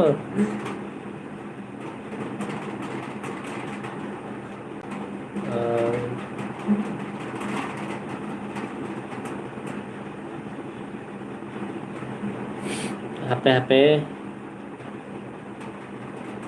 राधा गोविंद दास तापर संदीप कुमार बास्के फोन नंबर दियो। हाँ फोन नंबर दी पे 77 रेडी बाट इन मेटा वार्निंग इन एमा पे कना सेता 8टा खन अयुब 8टा दबी कमी नहीं तहना जहां इंपोर्टेंट रोपड़ है जहां प्रॉब्लम रे को फंसा कना इंपोर्टेंट इन्फॉर्मेशन दरकार और इम्पोर्टेंट कथा बखरा फोन पे और प्रॉब्लम रे नोआ इन दो नोआ बखरा हेल्प पे जहां देखो प्रॉब्लम रे मेना पे हेल्प दाले पे important information Bakhra number in और बेफालतू टाइम रे प्लीज रिक्वेस्ट आलो पे फोन ठीक है ना ड्यूटी पर ताहे को रेगी मोड पे ताहे को खान आरो चेक को बता पे ना आप पे अड़ीसवा तो ओना को मणा रे बता पे तो नंबर 77 मोड़ो को ले 7780 ठीक है 7780638097 ओके को वहाँ पे होता है 7780638097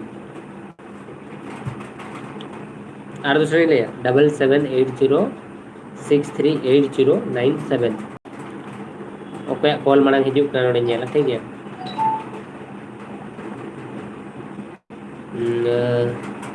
रोहन सॉरी अबिना वीडियो नेल लगे कमी हो अरे बांगा बा कमी दो नेल बिन रोहन कमी दो निहाती इम्पोर्टेंट करना कमी कौन फ्री करते अबिन अलिया वीडियो नेल बिन कमी दो निहाती इम्पोर्टेंट करना बुझे से कमी मांग बिन अब फ्यूचर मांग बन नेला तापर जहां गे बुझे से तो अड़ी सारा अबिन कमी बगी करते अबिन नेलेया तो ओना खतरे अलिन पास्टा को अड़ी सारा बट फ्यूचर इम्पोर्टेंट कमी बांग करा तो बांगा अलिन को अड़ी गान होड़ अबिया कमेंट को कमी बगी करते नेल बड़ा गया तो अब दुलाल तो नोका के ताहे ना मेनखन फास्ट फ्यूचर तापर जहां और से तो अबिना दुलाल खते भलो हेची तो डाटा सरी जाइछिलो मा जा दे तू हला पूर्णिमा भाउजो भाउजो होउथल ना जा तो डाटा सरी जाइछि ना भलो हेछि हला ओकोय मेटा कॉल लेया नेल लगे मन बागा ओकोय पर सबिता कुमार माझी को रिप्ले चेदा बबिने मेया तो जतो हल रिप्ले नेमा हापे हा तो कटी टाइम लगा कना ओकोय जो मिन हलकिन कॉल लेया बट बइन रपल दाड़े हा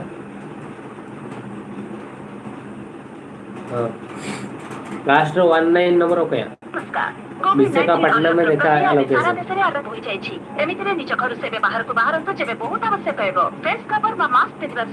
विश्व हिजु बिन संदीप कुमार के ले तो निहती निदिन में मिदिन सेनो निया था ठीक है कोई कॉल लिया बाय रिसीव किया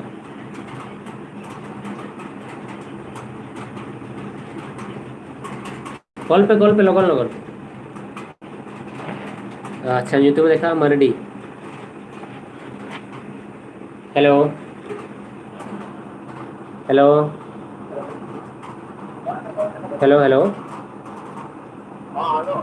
हाँ लेबिन गंका जोहार के जोहार जोहार हाँ जोहार अभी ना यूट्यूब ना चेक चेक चेक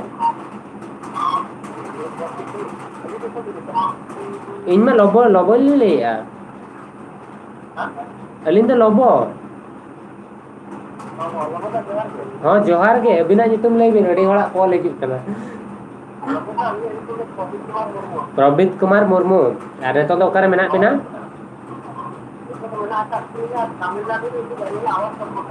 कटक अच्छा अच्छा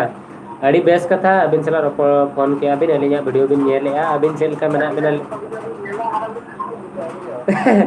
अड़ी अड़ी सारा तो आप नोड अंजम जगह सन नोड चेक किन ले अनकिन हां ले बिन हां होय ओ भद्रक ओका जगह अबिना नहीं है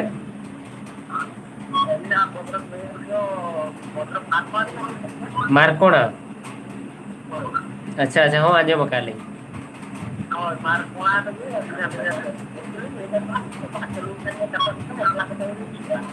अच्छा अच्छा ठीक है और बेस का था और बेस बढ़ा के तो उड़ा रहे हाँ अबिन अबिन अबिन चल के मना बिना मैंने इन्हें अबिन चल का मना बिना हाँ ठीक है आर को कॉल है उनको सला कटी रोपड़ जो को अपन मुझे सर टाइम धरा रोपड़ हुई हुआ तो मुझे हाँ हाँ मैं है हाँ से आला भी नहीं चो है हाँ हाँ हाँ मैं लाइव रही जो कि नोट रोपड़ हुई गया ना ऐसे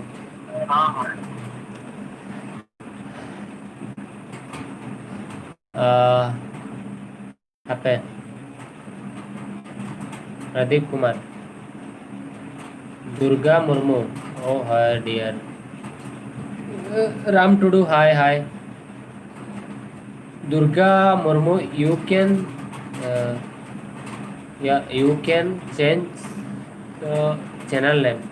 सॉरी ब्रो मैं कभी मेरा चैनल नेम चेंज नहीं करूँगा मेरा जैसा चैनल नेम है ऐसा ही रहेगा क्योंकि शुरू से वही है तो हो सकता है तो फ्यूचर में मैं मेरा चैनल का नाम ब्लॉगर लोगो रख सकता हूँ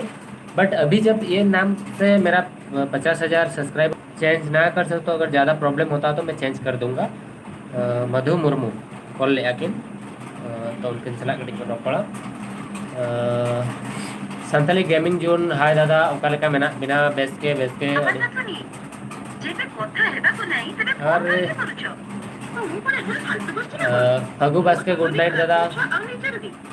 हंसता दादा हाय हंसता बाबू हाय तो डिफरेंट चैनल है okay okay different channel name का हाँ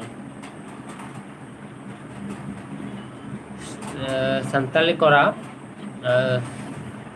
स्टार्टिंग ब्लॉग तीस कोरे लबदा स्टार्टिंग ब्लॉग में अड़ी दिन खन किन स्टार्टिंग ले 8 मास तन हुई ना बोले बधे I think you should change the channel name you should keep full name hope you understand okay Durga Murmu गमके अलिन चिंते लेन हालिन चैनल नेम लेन चेंज अच्छे बांगा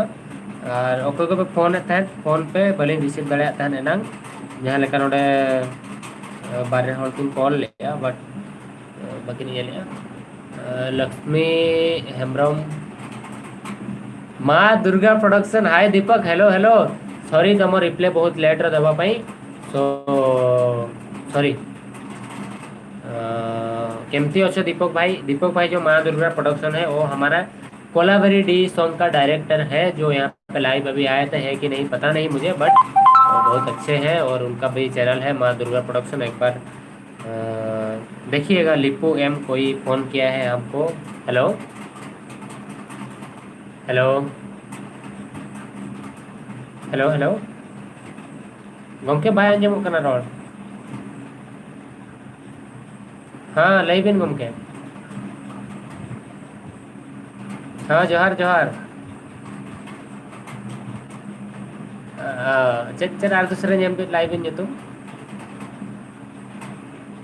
संदीप कुमार बस के जोहर जोहर लईबेन चलका मेना बिना अरे तो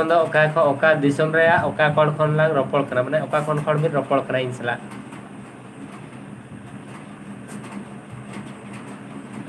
हाँ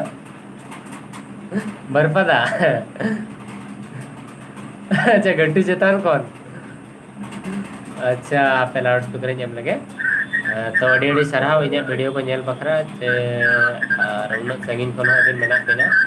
तो आपे बखरा निहते तेन दबी के लाइव हिजू मैं जो सलाई रपड़ में चांस नाम कर गोटा निदा बखरा लाइव गिन ताहे को तेना देबी रपड़ बाय चाबा करा बुझे से जो तोड़ सला तो लईबिन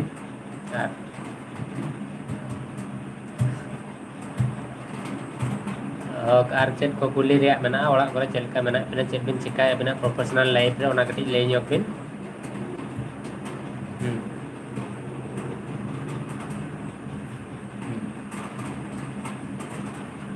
अच्छा पढ़ाओ करना बिन है डिप्लोमा बिन करा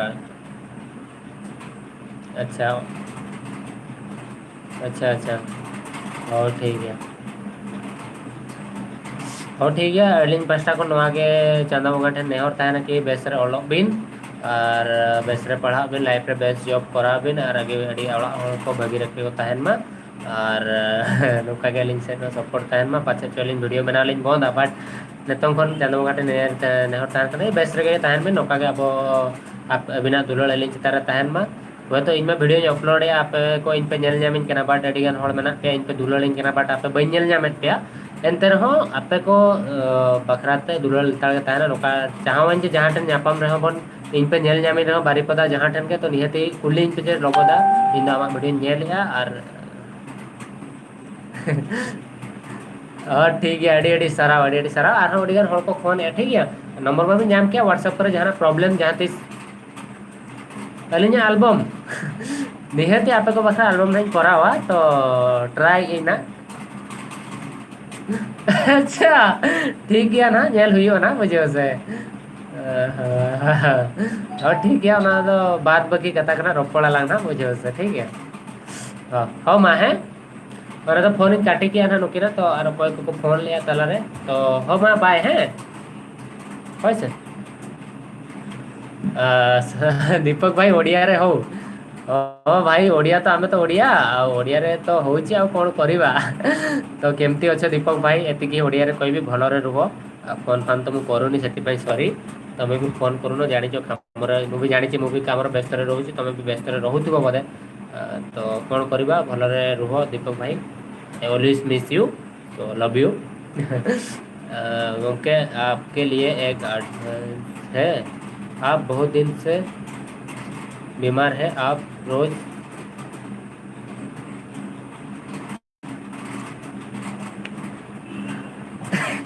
अरे सविता हाँ समझ रहा हूँ लेकिन पानी गर्म करने के लिए भी कोई होना चाहिए ना तबीयत खराब है खा रहा हूँ मेडिसिन कौन आजिकली बेसी कौन आजिकली बेसी उड़ुच अच्छा खेला एंटरटेनमेंट उड़ुची उड़ुची माने कौन भाई मु उड़ुनी लाइव आसी कमेंट मारुच ना कम्प्लीमेंट दउछ मु जानि पारनी बट तमरो कोन को उद्देश्य रे तमे मते कहूछ यदि मजाक रे कहूछ त ठीक अछि बट मु उड़ुनी हला सॉरी ब्रो यदि तुमको सेमते लागुची कि रागी की कहूछ उड़ुछ बोली बेसी उड़ुनी मो फैंस मानक सहित मु कथा होची अगर तुमको लागुची सेमते उड़ुची तो उड़ुची भाई आ कोन अछि पंखा हे जाइछि बले सॉरी तुमको तुम कोने की कमेंट करिछ बट सॉरी जदि मु उड़ुची सेति पई मते क्षमा करता पूर्णिमा मुर्मू ए थोरे आसिली जा पळा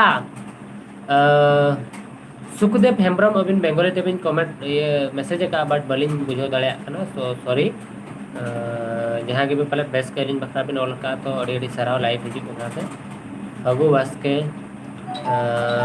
गुड नाइट दादा गुड नाइट स्वाति मरडी अड़ी अड़ी सराव अबिन ठेन लाइव हिजु है जेकना बिन चैनल रे अड़ी रस्के बुझो के आनी नवदा हाँ इन अड़ी रस्के बुझो के आपे को पे हेजना रोहन हेम्ब्रम अलिन दो तमिल लाडू रे लिन तहना कॉल मा पे भागा नचे मोबाइल के तीन साइलेंट रखना ऐसे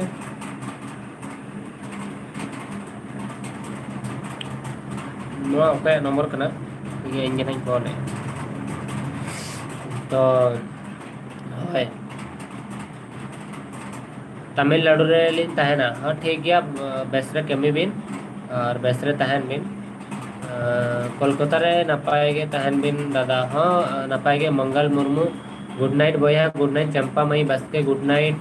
और सरमन म्यूजिक पॉइंट डीजे मैं फर्स्ट टाइम एक ब्लॉग रिसीव किया कि हेलो हाँ जोहार के हाँ अभी ना तुम अच्छा और दूसरा लाइव से तुम भादो सोरेन है ब्लॉग है नितों अलिन सला रोपड़ कना किन भादो सोरेन तिकिन और अड़ी अड़ी सराव लिन बिन फॉलो लिन और ब्लॉग बिन करा तो कंटिन्यू बिन हाँ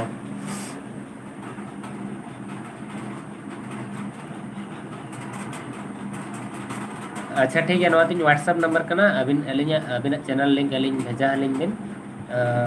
तो निहती लिंग नेला ठीक है और प्रमोट धरो अलिंग बेस लिंग बुझो के अबिन धरो बेस लिंग चेष्टाया अबिना एनर्जी ओना मेना निहती ना अपकमिंग बार पे दिन भीतर अबिन चैनल लिंग प्रमोट ठीक है तो ओड़ा पर बेस बड़ा के हाँ भागी नेतों दो मेडिसिन को जम बड़ा तहन और नेतों कटी कटी हो ये गे ना तो बेसो को होइना ओना टेंशन बनो आपे को सपोर्ट मेना दुलाल मेना नोआ कोन छड़ी कते रान को मारा जिनिस तो बांकना आपे दुलाल के अडी मारागा बुझो ठीक है अडी सारा और नोका कंटिन्यू ब्लॉग में ठीक है और ओपे सक्सेस नेल कते वाला मळिसोआ कि आमा फेलियर नेल कते वाला मळिसोआ सो ठीक है कमी चला कर बस भाभी मुझे टाइम पासिंग करा इन किसी निजर मने रे कमी निजर मने जहां मैंने ऑनलाइन करा तो कंटिन्यू में बुझो आला मळिसो तीसरो ठीक है अडी अडी अडी सारा है ना ठीक हां बा बाद सरन तिकिन किन ऑफर करता है ब्लॉगर का नाकिन तो निहती सपोर्ट दो म्यूजिक पॉइंट डीजे मैं फर्स्ट टाइम एक ब्लॉग किया हूँ प्लीज़ से करिए बोलिए कैसा हुआ है ठीक है देखूंगा आपका चैनल पे जाके वरना हो सके तो मेरा नंबर पे व्हाट्सअप आपका लिंक कर दीजिएगा अगर मैं बाई चांस में भूल जाता हूँ दिमाग से थोड़ा मतलब ज़्यादा याद नहीं रहता हूँ राधा गोविंद दास वाओ वाओ अरसू बास्के अरे यार अरसू चलिका मेनामा कैसे हैं हाय मिस्टर हैंडसम न्यू फोन नहीं न्यू फोन नो मोर दीटा चारटा फोन है आ मो फ्रेंड रो फोन से गुड़ा भी मोर है तम भाया नुआ मुआ फोन धरी पारे ना सुखदेव हेम्ब्रम हाय रिया हेम्ब्रम डिनर केबे केबे कर कब करोगे आप करूँगा 10-11 बजे और hi Bariyar Murmu official hi hello Bhagat Hansda good night Madhuri Rani sorry Madhuri Rani से माधुरी हंसता नपायते तहन तबन में कोलकाता रे अड़ी सारा सगुन निंदा रूम कुकमु माधुरी रानी सगुन निंदा फगु बास्के दे इन झाड़ग्राम खन दा इन झाड़ग्राम खन अड़ी सारा झाड़ग्राम खन आरो बार पे हड़ को हिजुक कन गया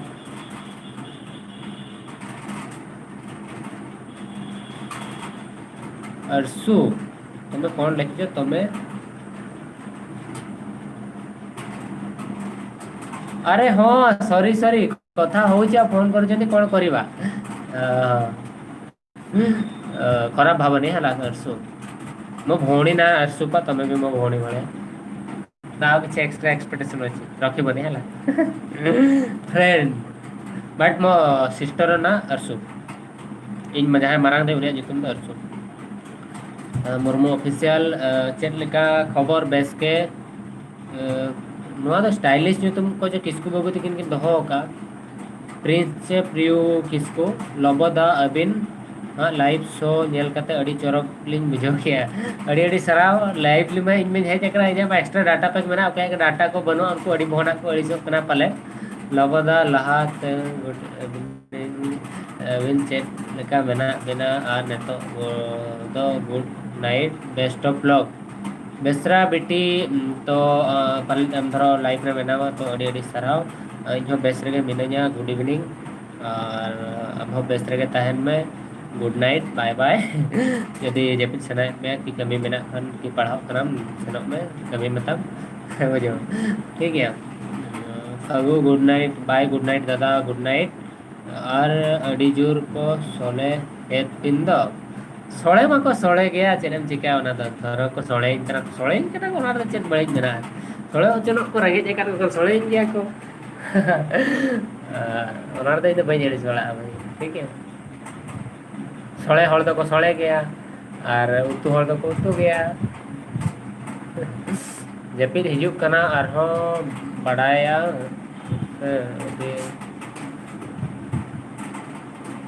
अड़ी बेस लाइफ है जना पे जपिन सना मिलखान जपिन जोबिन चेन हो बांग तमे चेन प्रॉब्लम इन दो को बई मनाते बाधा बई जमाते आपे कैमरा रमंत मर्डी लबोदा क्यूट लगता हूँ अच्छा अरे स्माइल तो करता हूँ तो क्यूट क्यूट लगता हूँ, कोई भाई मेरा बोल रहा है। एक्चुअल में सच में क्यूट हो कि नहीं, तो ये स्माइल आप लोगों के लिए ठीक है। और करेगा तो देख लेगा मुझे। हाँ तो अभी हाँ कोई ABCD बॉय लबोदा जोहार के जोहार जोहार public YouTube channel all India आर नंबर लेविन आर दोहरा नंबर लिंग लिया 7780 रेडी 7780638097 पूर्णिमा तो डाटा सरी जाइए पुणी अच्छु ना तो मु लाइव रही डिनर कलु ना नाई डिनर कलु ना नाई 100 थर पचारुचु मुझे गले तो डिनर करी माराम बाबू प्रोडक्शन हाई लबोदा हाय हाय सॉरी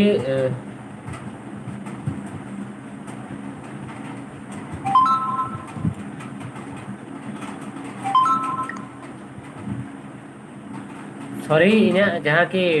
डाटा प्रॉब्लम जो लेना उना खातिर ऑफ लेना थी कमेंट को का चबाया ना सॉरी कमेंटिंग मैंने मैसेज को पटांगे ना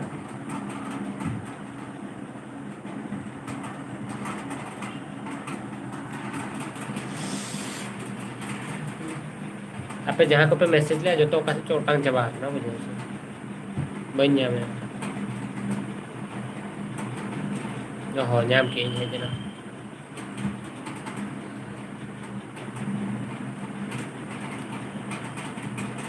ओके को जो पे फोन लिया नो तला रे बन जन जम या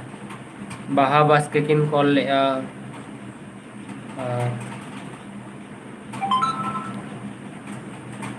अच्छा ठीक है और दूसरे जहाँ को पे कॉल ले और दूसरे कॉल पे जहाँ कि 75 लास्ट में थोड़ा बना और में थोड़ा 79 बना तो और कोई कहाँ पे है दादा उर्मिला तकिन तो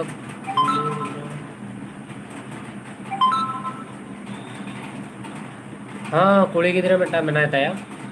bye bye Sita Mardi good night लबदा good night Santali gaming zone दादा आपका न्यू ब्लॉग तीस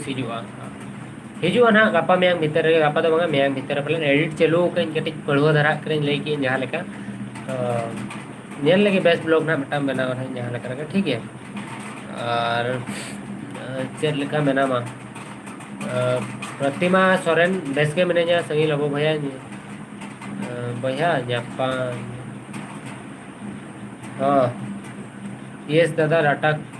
कम गोपी गोपी हेलो लबोदा स्वीटी किसको स्वीटी स्वीटी किसको गुड नाइट बाय अरे कुछ नहीं बोले सिर्फ गुड नाइट बाय ओके ठीक है गुड नाइट दादा झाड़ग्राम खोन good night public YouTube all okay thank you Gautam Murmu लबोदा I miss you too Gautam पालन nyutum तबिन फोन बेटा है जना हेलो हाँ हेलो हेलो हेलो अंजम में अबिन जोहार जोहार जोहार और अरे सॉरी अदो कोई दूरी गान मैसेज मेना से ओका से लिंक पढ़ावा मुझे से इके के लिंक लबोदा ओड़ा रे दो पे कैसे हाँ लई बिन गमके चे ओका रे नतों दो ओका कोन दिसम रे ओका कोन ला रोपड़ कना हाँ वॉइसिंग अच्छा अच्छा और अभी नतों दो चेक को बिन कमी बढ़ाए अच्छा चेक का हैदराबाद ओका जगह अच्छा बालनगर पसंद है actually high Secunderabad Telugu road तो बिन बढ़ाए चे कहाँ गए अदा तेलुगु को तो जहाँ को एक रुपये खान तो बुझे आचे बंगा तो चल का उनको वहाँ एलिंग दिन चेक का हैदराबाद मल्लापुर रे 3 ईयर पे शर्मा लिंग ताहले ना पूरा तेलुगु रोड लिंग चेक का हैदराबाद देया फेवरेट सिटी भीतर में टंग करना बुझे सर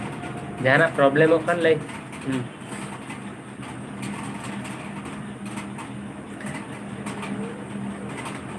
अच्छा ठीक है एक्चुअली चेक मसे ना तो कथा तो बांग करा रिप्ले तो ना तो आलो पे नड़ी सोआ बट टाइम लिंग नाम का रिप्लाई गया लिंग बट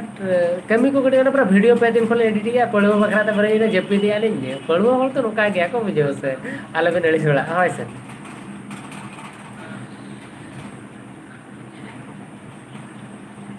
तीना दिन खन बिन फॉलोइंग कना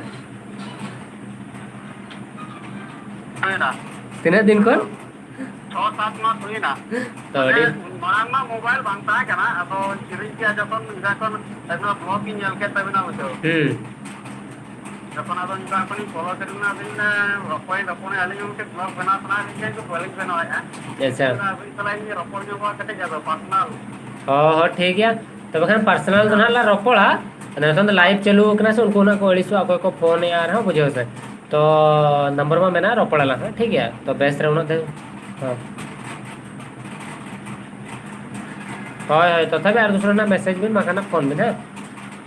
আর আইব জোকা কেনা ফোন বিন নিন্দা 8:30 পরে হয় হ মা গুড নাইট হয় আর নডে রমন্ত্রা মার্ডি पूर्णिमा आओ थोड़े नंबर दियो थाउ नंबर देना आओ तो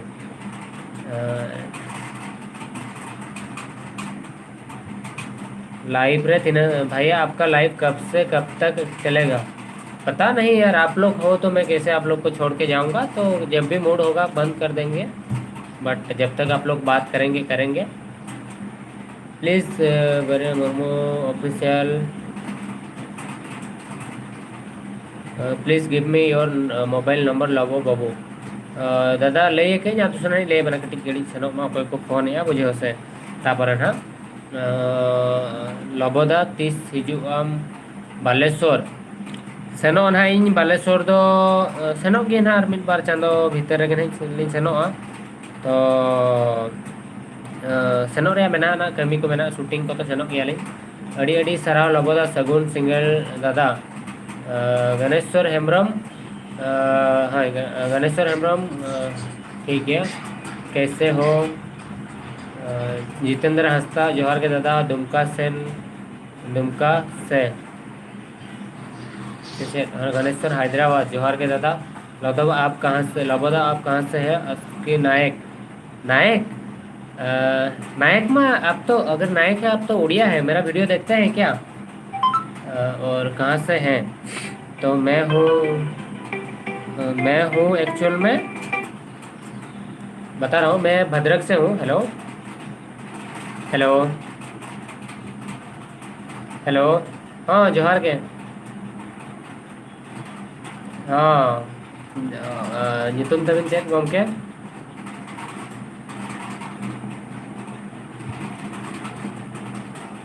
हेलो ओके जमीन हड़ के फोन ले आकिन काटे किया आकिन मुझे से आज तुम इनको ले लो बोदा आप कहाँ से हैं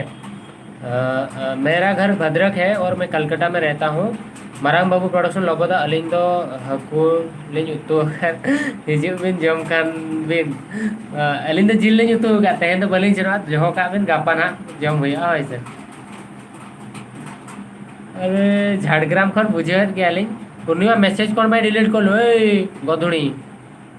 ओके को मैसेज पे डिलीट है आला पे डिलीट है रगी केना पे पहले नोका लिंग बुझे वालिंग दो डोंट दादा प्लीज तेलुगु ते कटिच रोल विन నాకు నా ఆడియన్స్తో చాలా చాలా చాలా చాలా చాలా హ్యాపీ है నాకు నా ఆడియన్స్తో చాలా ప్రేమ్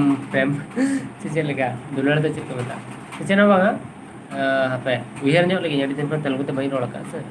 लबोदा गुडू जिल काले हिजु में जम खान दम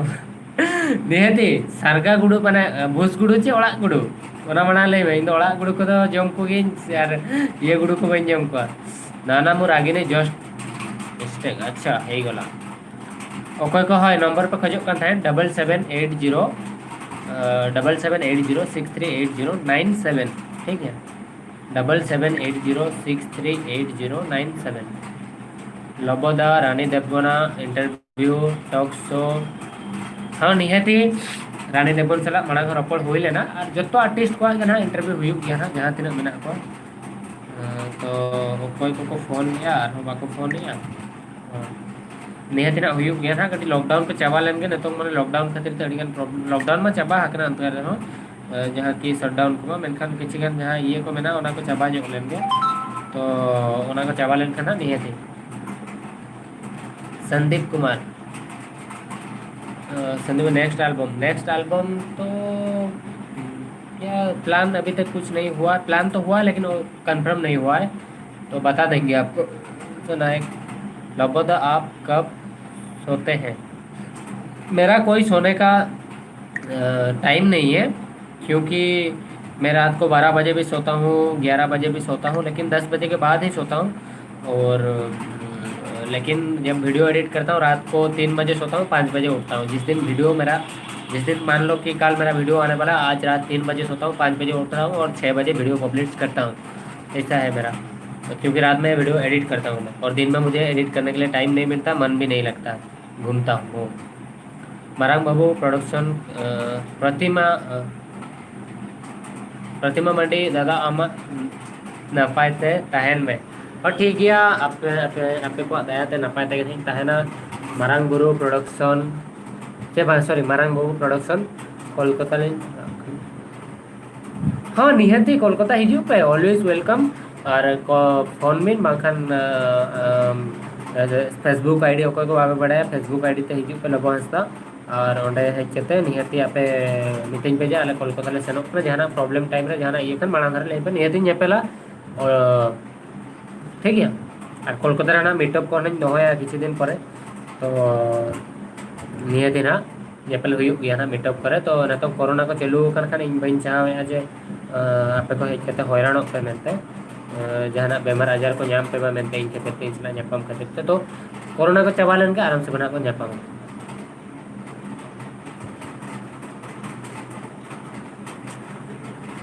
उनका रूम रमा चेन हो बनो अनि इन्या रूम रमा आर चेक कैमरा ले अचुरा रेंगे के होना नोका तहन कना नि हेलो जोहार गे लालमोहन हेमब्रम ओका खन हैदराबाद अरे संताल कोला तो हैदराबाद के जस्ती को कुछ आछे चेक लेका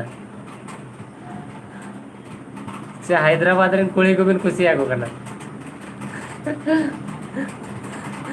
वागा ठीक है हो ठीक है कमी चेक बिन करा उनका तो अली तो मजाक बड़ा गले आलो बिन अड़ी सो होय सर चेक बिन कमी करा कंपनी अच्छा अच्छा और चेक लेखा मेना बिना तीन दिन खन हैदराबाद रे मेना बिना और अस्तु दिसम दो तबे रोका रे उदड़ा कप्ती पदा तो सुर सुर होल कना बने इन्या ओला द शरत कसी जाना सलाई पुखरे ओंडा बुझाव से हाय हाय मतलब ओंडा तो वाले मारा दिसम कना एखान तो भद्रक ले तान कना बुझाव से हाय हाय और ठीक गया फोन किया भी नडी सराव इन्या वीडियो को भी जेल बड़ा है तो अच्छा नौका के दुलर ताहे को मा जाय जुग बखा और अड़ी सारा आपे को नतो जुग रहा नतार रेन कोड़ा ब्लॉग को पे नेलया तो निहती म्यूजिक वीडियो ओना को बन नेल मार ब्लॉग को अड़ी गान जिनिस है अब दिसम रे नेल बखरा चेदो बखरा तो निहती बन नेल मा बुझो से होय सर तो एलिंग बेटा क्वेश्चन एलिंग वीडियो रे जस्ती चेर बिन कुसिया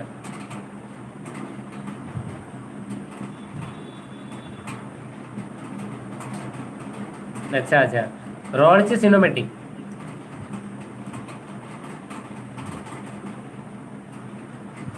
अच्छा अच्छा तो अड़ी सारा ठीक है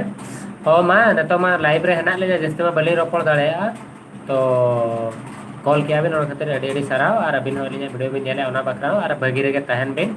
संगीन दिसोन बिन तहन कना और अलिया दिन चंद मगन ने होता है ना बेस रे तहन बिन ठीक है हां मा बाय है हां हां तो आर कोई को लबोदा रूम से तापरे अभिजीत मुर्मू जोहार गे लबोदा जोहार जोहार खबर को चेक लेका यूट्यूबर नुकिन आर दूसरे किन फोन किया जेना नुकिन काटी किया हेलो हाँ हेलो लेबिन गमके जोहार जोहार अड़ी अड़ी जोहार ओका दिसम रे ओका खन खन ला रपड़ कना बिना ओड़ा ओका रे बारीपदा के ओका बारीपदा ओका जगह मोरडा है अच्छा अलिंग उन बारीपदा में बलिन दाणा का अलिंग ने लोकल एरिया को किन दाणा का तो बाड़ाया तो नितो दो ओलो पढ़ाव को चलू कना से ओड़ा रे कमी को बिन संभला अच्छा चेट ओका ओका कंटेंट ओका क्रिएटर मतलब ओका ये करना बुझे से माने चेट मसे कैटेगरी एमएम संताली प्रोडक्शन मा अंजम अंजम ले ठीक है दुनिया लगा ले पछे और भाई एमएम संताली प्रोडक्शन नो में ठीक है का मैं एमएम उयर ये बुझे सारा बुझ उयर जामे आ बुझे से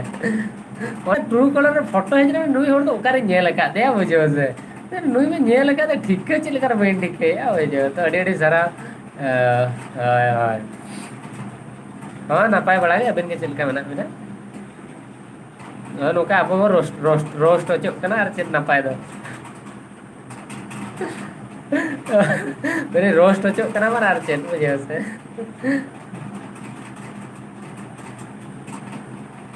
तहेंगे और दूसरा मणा में था को रोस्ट ले दिया तो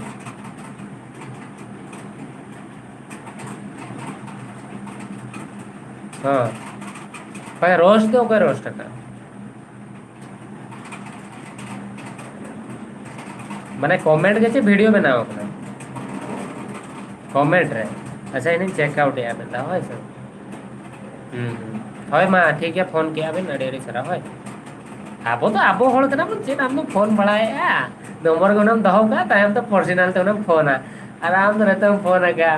इन तो फ्रेंड्स चला ने तो रपड़ से नहीं नाम तो क्रिएटर का ओ मा है ठीक है हाय हां मा तो ठीक है कोई को रिप्लाई बन मका अल्ल पड़ी सो फोन ते रपड़ कना लगो ब्रो आपका डे में बहुत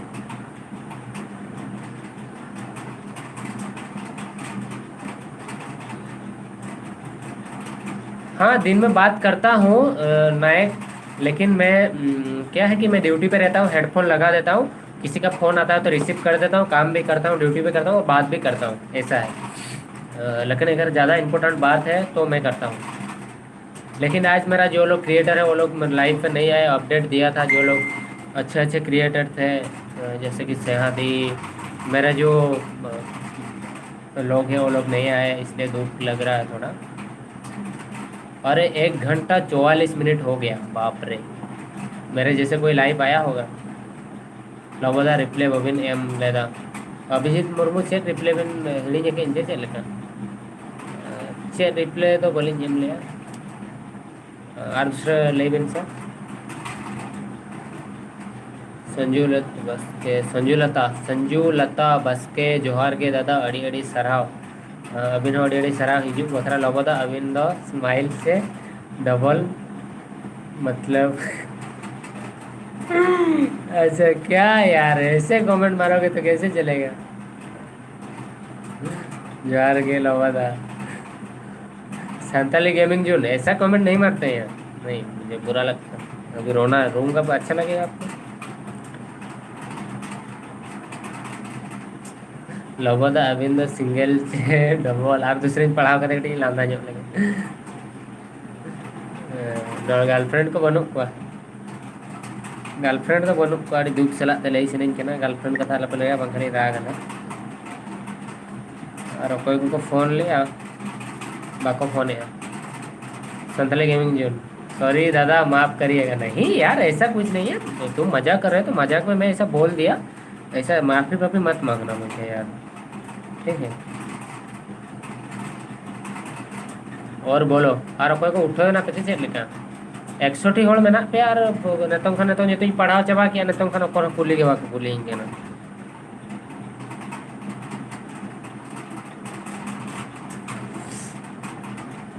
और कोई को कॉल लिया पर दूसरे कॉल पे वही रिसीव लिया ना तो कॉल के को भगावे ना नवा पलट बइन को लगा कोई कना के ना से चंपा चंपा नहीं हो वो कोई नहीं था स्वप्ना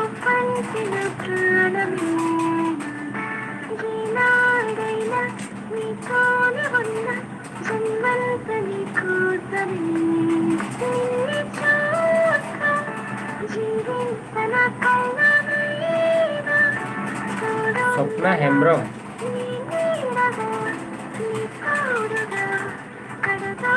मनराज टुडू जोहार के जोहार जोहार स्वप्ना हेम्ब्रम चेट बिन ऑल क्या बलिंग समझो लेना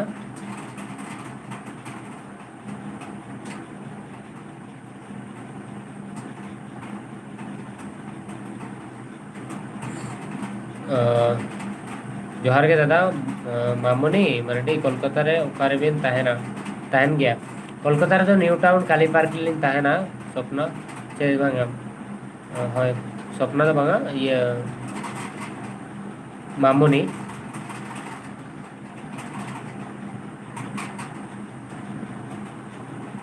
और मारा बाबू प्रोडक्शन दादा दाका दो रंगेज बिना से रंगेज इनकान गया तो चलिए जगह रोपड़ करना आपसे सला लगोदा आप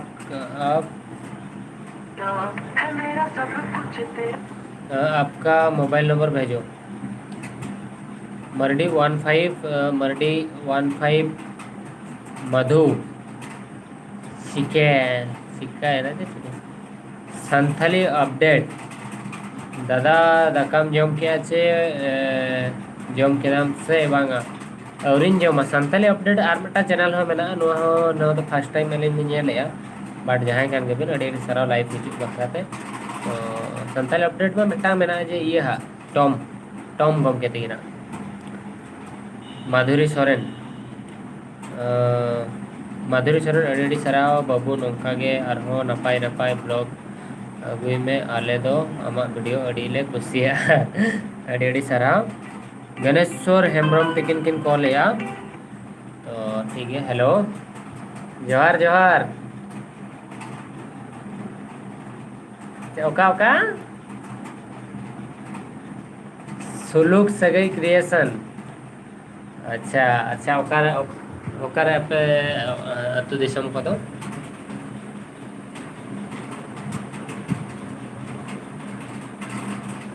अरे यार जो तो हैदराबाद से में तो मेरे तो चिल्का खबर कौन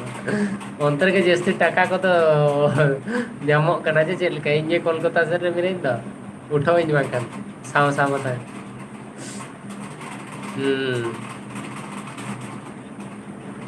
और अच्छा बेसबिन बुझो क्या तो चेड़ी चौकना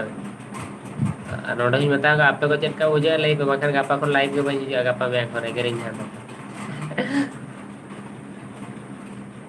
हाय तो क्रिएशन तो अबिन चेक कंटेंट को बिन बना पड़ा ऐसे चलेगा अच्छा प्रोड्यूसर करना बिन से चलेगा अच्छा ठीक है अबिन चैनल लिंक ना भेजा लेंगे ना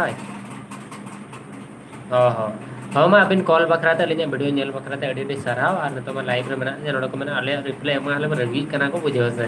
तो उनको कड़ी रपड़ हो गया हाय से हां थैंक यू हां रियाश्री सोरेन रिप्लाई बिन आलो दुख मने आलो बिन बिछो का तो रिप्लाई आले लेबिन चेट कथा को और दादा कोलकाता रे लॉकडाउन सिचुएशन में चलका कोलकाता रे लॉकडाउन शटडाउन जो तो उठाव चाबा हकना और चेन हो बनो नॉर्मल डे लेका बट कोरोना तो हेना गया उनी तो 22 सेनो कना 30 सेनो ओना गिन चिंताई बुझे से और सगेन हेम्ब्रम हेलो सावन हेम्ब्रम माना बार होड़ के हेम्ब्रम मेना बिना तो सावन हेम्ब्रम अबिन लिन बतावे तो Santali bro new video nail का आली सोना से नवा कथा करना लिंग जो तो हड़ा नेल का अबिन होय अन तो बाय नेल का और के नोट नो का डाटा को इसिड बड़ा है अच्छा जे उनका तो बांगा उनका तो जनो बनो नहीं हो जो से इंदर लेता के हो आप पर किछि गन होड़ लांदा कुछ ना के लांदा बड़ा है और बका तो जनो बनो नेल का आली अरे रियाश्री बाय रागिलो ना किसो रगी नाम थी केपी हेम्ब्रम लाइव रह के तो फोन एक्चुअली लाइव रे तो नोका तो ट्राई आली तो चेन हो बांग करना अबिना मैसेज रे रिप्लाई होलिन एमेत गया और अको को रोपड़ सना पे फोन पे इन दो होड़ा कथा रे दो बन चलो इन लाइव पे जने कना इन चैनल कना इन दो फोन ते हो जहां फैंस को फोन या तो रोपड़ निहाती दरकार और ब्लॉगर दो नवा के निजरा एक्सपीरियंस को शेयर नवा को समझो जगो पे चेन हो बांग ना बड़ी के चलो बांग करना आपे भीतर के जहां होड़ मिथला रोपड़ कना से ना उनका गौरव होने देखा कर बाहर होड़ लाई रोपड़ कना ना तो भेगार कथा कना और तो एटीट्यूड पे ले दाड़ेया बट आपे भीतर जहां सला धरे रोपड़ कना तो अड़ी बेस कथा कना ओना तले धर अबिन मिन ताय को तो पे कॉल पे रोपड़ पे चेनो बांग कना तो जो तोड़ सला रोपड़ा बुझो उनका तो एटीट्यूड तो बन देखा नवा मणंग ठीक है तो असनाई गुड नाइट नाइट भाई चे भौणी बन बड़ाया मारांग बाबू प्रोडक्शन चेत कोबिन चिकाय लॉकडाउन रे दो चेन हो बांगा कमी करना लें कमी को नहीं कहते जेपिट का करना लें वीडियो प्ले करी मना बड़ा लबदा रिप्ले दान सागेन हेम्ब्रम लव यू रिप्ले रे तो लव यू ठीक है संथाली टेक्निकल दादा टेक्निकल चैनल बनाव लेखन गानो गया बट टेक्निकल चैनल तो नवा के अड़ीगा रिसर्च पड़ा बनाव बिन और पेशेंस अड़ीगान दोहो पड़ा और टेक ओका लेका चेदेत को बिन होना चितारे डिपेंड है तो बनाव बिन चैनल प्रॉब्लम बनो चैनल तो जहाना के पे बना दड़ा पब्लिक रेस्पॉन्स जस्ते ओका चैनल को एमे और जो किछि नवा चेंजेस अगु सना बना तो टेक चैनल बना बिन बट मोने आलो बिन दोगा जे टेक चैनल इन बना के लेपड़ा व्यू गया बाको हिजु कान तो उनका खान बाय गनो इन हो कार व्यू को हिजु 10,000 व्यू को हिजु बट मेहनत तो 1 लाख रे इन करा एंते हो जैसे तो नोका कथा बुझो नीना मेहनत के हेलो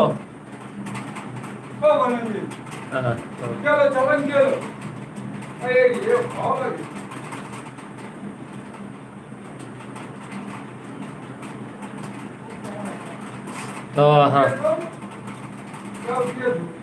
हेलो दादा ओ नहीं है तो ठीक है उनका डिस्टर्ब नहीं करना ब्लॉग 30 हिजुआ ब्लॉग मारधर भीतर ना हिजुआ नोले सावन हेम्ब्रम तकिन के कुलिंग करा समराई हेम्ब्रम चे चेतबिन जुतुम जोहार के दादा जोहार सगेन दादा आमा नंबर दाम तक तीना धाई जमा दरकार मेना तो ठीक है एमा बिन इनका कटी तंगी जोबिन दादा अबिन दो हेतो लाइफ अड़ी मौज बुझो कना अड़ी सारा मोटाली लबदा I am following blog video thank you मारांग बाबू गर्लफ्रेंड को तबिन मेना कोचे बांगा मनु को नेले पे लाइव रे जतो एखन कोड़ा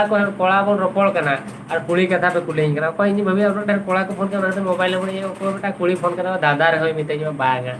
ओको जो संगत तो कदर ओका से उठो ना तो बनु सॉरी बेटा ताहल ना उनका डेढ़ बगिया चेत कुछ भाई कुछ लेना तार मता और हड़ को मेरा लांदा तम चेहरा जोहा तम चेहरा चेत चेहरा थोड़ा कुड़ी को बगी चेहरा चेहरा करना थोड़ी को बगी उन पर कथा बनु अड़ी दुख रे कथा आलो पे कुली बड़ा बखा राग है बेस तो बुझो तो ओके बाबू बरियल बाबू nice to meet you bro nice to you too Abhinav दादा जोहार समराई हेम्ब्रम जोहार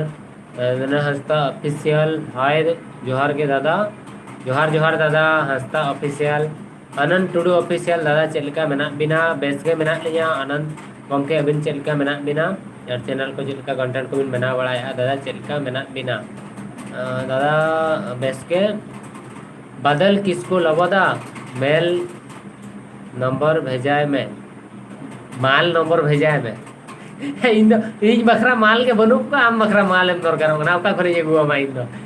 ये दोलाली लेफा लेका पे भवी खान के तो उड़ी देर माली दो कट का नंबर इन मा पे सेदाय लेका दा ना पे फेसबुक करे उन ढेर कुली हेना को रोपड़ को पे से बापे फोटा दाड़े को कना हाल हालत कना को कुली रोपड़ बखरा रोपड़ को पे और होई को कोई माल नंबर ओका खन दिन एगुआ पे मजा के ताने बट रेस्पेक्ट एमा तो माल तो ᱧᱟᱢᱚᱜ गया फेसबुक रे बुझो से इन ठन तो बनु तो ना के गालो पुलिस वाला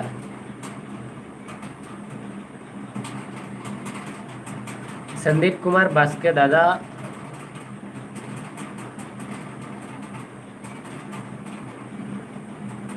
चेपिन ले गया बलि समझो लेना तो टाइम तरह ले पड़े बेना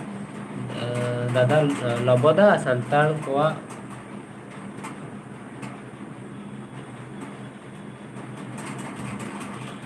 संताल को पोंगा बुरु बड़ाई गया लिंग और एक्चुअल रे बाबा तिकिन किन बंगाया तो इनमा गिद्रा खन के बाहर रेगिन ताहन kana बंगा बुरु रे दो का बाहा बंगा करे सनोक kan जहर को सनोक गया असली बंगा करे तो जहाँ तीन जोका इन टाइम इन ᱧᱟᱢᱟ जहाँ बंगा करे टाइमिंग स्पेंड गया और बंगा बुरु को दो इनका अच्छा थोड़ा तो बन बढ़ाई गया आपके जहाँ लेकर रेतर को बड़ा को बढ़ाया उनका दिन बढ़ाई गया बाखेड़ को दो सदाई हापड़ाम को ᱧᱩᱛᱩᱢ बढ़ाई गया तो चलो ओकना उनका तो बागा जे पूरा नाइके रे लेवल दो बागा बट ओना लातार लेवल ठीक है उनका फिकर माझी दादा जोहार गे पूर्णिमा मुर्मू हाय दादा पूर्णिमा तो बार पे होना चाहिए उन्हें मीन हड़ के तू ही ना आउ किया अच्छी बेड़ी दाका दाका जोम किया बिन अवरिया संजू स्टार हाय लबोदा हाय हाय पूर्णिमा माझी हेलो भाई दादा आप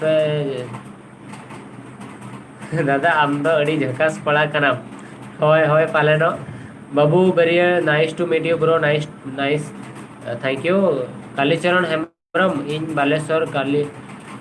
बालियापाड़ कोड़ा हाय हैदराबाद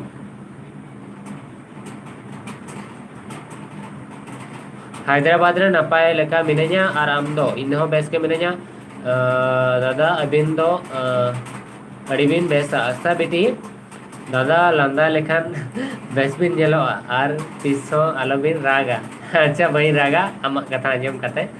एनखान आम हिली तक तो रा चेंज करा ओटा तो चेंज चिकाया तो ठीक है आस्था बेटी दुर्गा सॉरी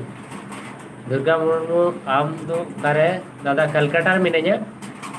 अबिन लंदा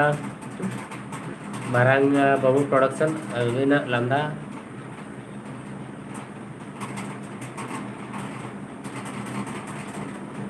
कुसिया चिलिंग बांगा इन तो को कुसिया दरकार प्रथम नेलेबिन तो नेल हुयो ना कुसी उनका चिलका तो उनका ऑस्टेंडिज करे नालबिन पांथा ᱧᱟᱢ को बखा बलेज कुसिया को गया ना बुझो से हंडी बड़ो जे बड़ाई का बाकी ठीक है हंडी चोंदार हंडी बड़ो जे बड़ाई का खान और कुसिया की पाले न तो आज हो कुसिया दरकार से पांथा समूह द चिल करे गानो और दादा रास्ता ऑफिशियल दादा ब्लॉग जखन दो ओका माइक बिन यूज या एक्चुअल रे ज्यादातर टाइम दो बोया माइक इन यूज और बाखन फोन तेगी रिकॉर्डा तो ना कोगे और चेनो बागा और बेस्ट फोन धरो बिन यूज या ओना रे माइक को बेस्ट के तहे को चेनो प्रॉब्लम बनुआ शूट दाड़ा के बिन बस जहां तन पब्लिक है ना को तो माइक लगाओ बिन ठीक है मनोर टुडू दादा अलिन से हिजुक बिन कुड़ी लिंग पंते हवा तो ठीक गया ना पंत हुआ टाइम हेज लेंगे और नेतों अब फ्यूचर मांग बन सेटल लगे तापर कुड़ी को तो हिजुक गया सेनोक गया को चेनो अड़ियान कुड़ी को प्रपोज बड़ाइन कैन गया बट ये टाइम बी एम तो प्रपोज हचो को तो अड़ी कुछ को कुड़ी को पाले को अड़ीसोना रिप्ले को बी एमा को अको लाइव रहो मेना पे कटी झुमझो पे सिचुएशन इन टाइम बी एम दाड़ा पे आलो पछले आलो पे खाली बेकार मन को कहीसोआ ओकरते तीस करे चिका तो इन बखरा इन चेतार एक्सपेक्टेशन कुड़ी गालो पे दोया जहाना साफा साफा इन बता के तायम तालो पे मिते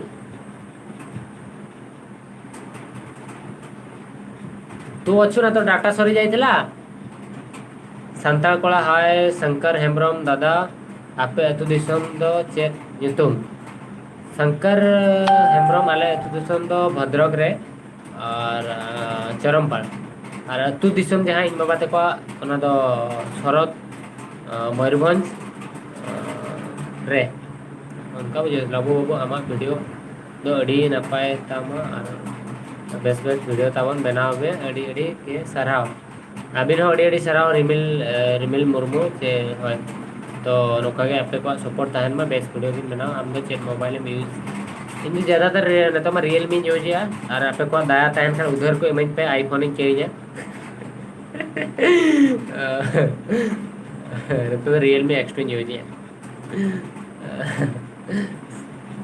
संताली गेमिंग जोन लबोदा गुड नाइट जरो जेपित सनाय पे रेगे पे जम पे सनो पे चेनो बगा नोका पे रिप्ले बड़ा हिन खान नोका पे मैसेज बड़ा खान ना इना पे सनो बुझो से ना तो ओडी मारा निसे कना बुझो अरे सिर माथा एगेरे पे उठो लपलाई hello good evening how are you I am your fan you मनली चे मनली सोरेन फैन तो बगा आप मुझे फैन मत समझिए, दोस्त समझिए, कुछ भी हो सकते हैं, बट इतना बड़ा अचीव मतलब अचीव कुछ ऐसा नहीं किया हो कि आप मेरा फैन बन जाए, लेकिन आप आपका प्यार रहे और भैया कुछ भी बुला सकते हैं, फ्रेंड दोस्त मेरा नाम भी पुकार सकते हैं, वरना ऐसे भी बुला सकते हैं लबो, ठीक है। बट फैन ऐसा मुझे बहुत मतलब दुख लगता है अंदर से, एटीट्यूड बढ़ जाता है, फैन का नाम मत लो, ठीक है। दादा ये लोग जैसे बोल रहे हैं दादा दादा, तो दादा वरना बबू, ठीक है, ऐसा बोलो। बट आप मुझे पसंद करते हैं इसलिए बहुत बहुत थैंक्स, और आप भी ऐसे ही सपोर्ट दीजिएगा। Hello good evening how are you I am your fan. अरे यार thank you I am very fine. How are you, sorry how are you, English तो थोड़ी कन्फ्यूज हो गई, ये कुछ नहीं करना यार मैं तो ये हटना से। दादा गर्लफ्रेंड तीन दहो को गर्लफ्रेंड माने तो क्या, गर्लफ्रेंड माने जीएफ मतलब गर्लफ्रेंड जीएफ मतलब गुड फ्रेंड तो अड़ी गान मेना को, मेनखान गर्लफ्रेंड तो मेटा खने तो और जतो को उठो कना बगिया को आतिया को तो बनु को।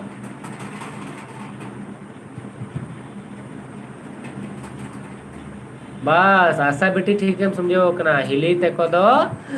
इम्पोर्टेंट दो बांगा बांग कना को फास्ट फ्यूचर तापर अदर्स तो ठीक है ओना के अड़ी मारंग कथा आम बुझो कना उनका के आम हो बुझो कना गर्लफ्रेंड या बॉयफ्रेंड ना दुलर चक्कर पे हल पदाना ना बकन बर्बाद उतर अब दादा तो बकन चेत तले टाइम पास आ ये लेगा ब्लॉगिंग को बना पे बखान इसला नुका रोपड़ बड़ा पे वीडियो को नेल को ओनते टाइम पास को बहुत एको तो चेत लिखा मेना को बहुत एको एदो चो बइन बड़ाया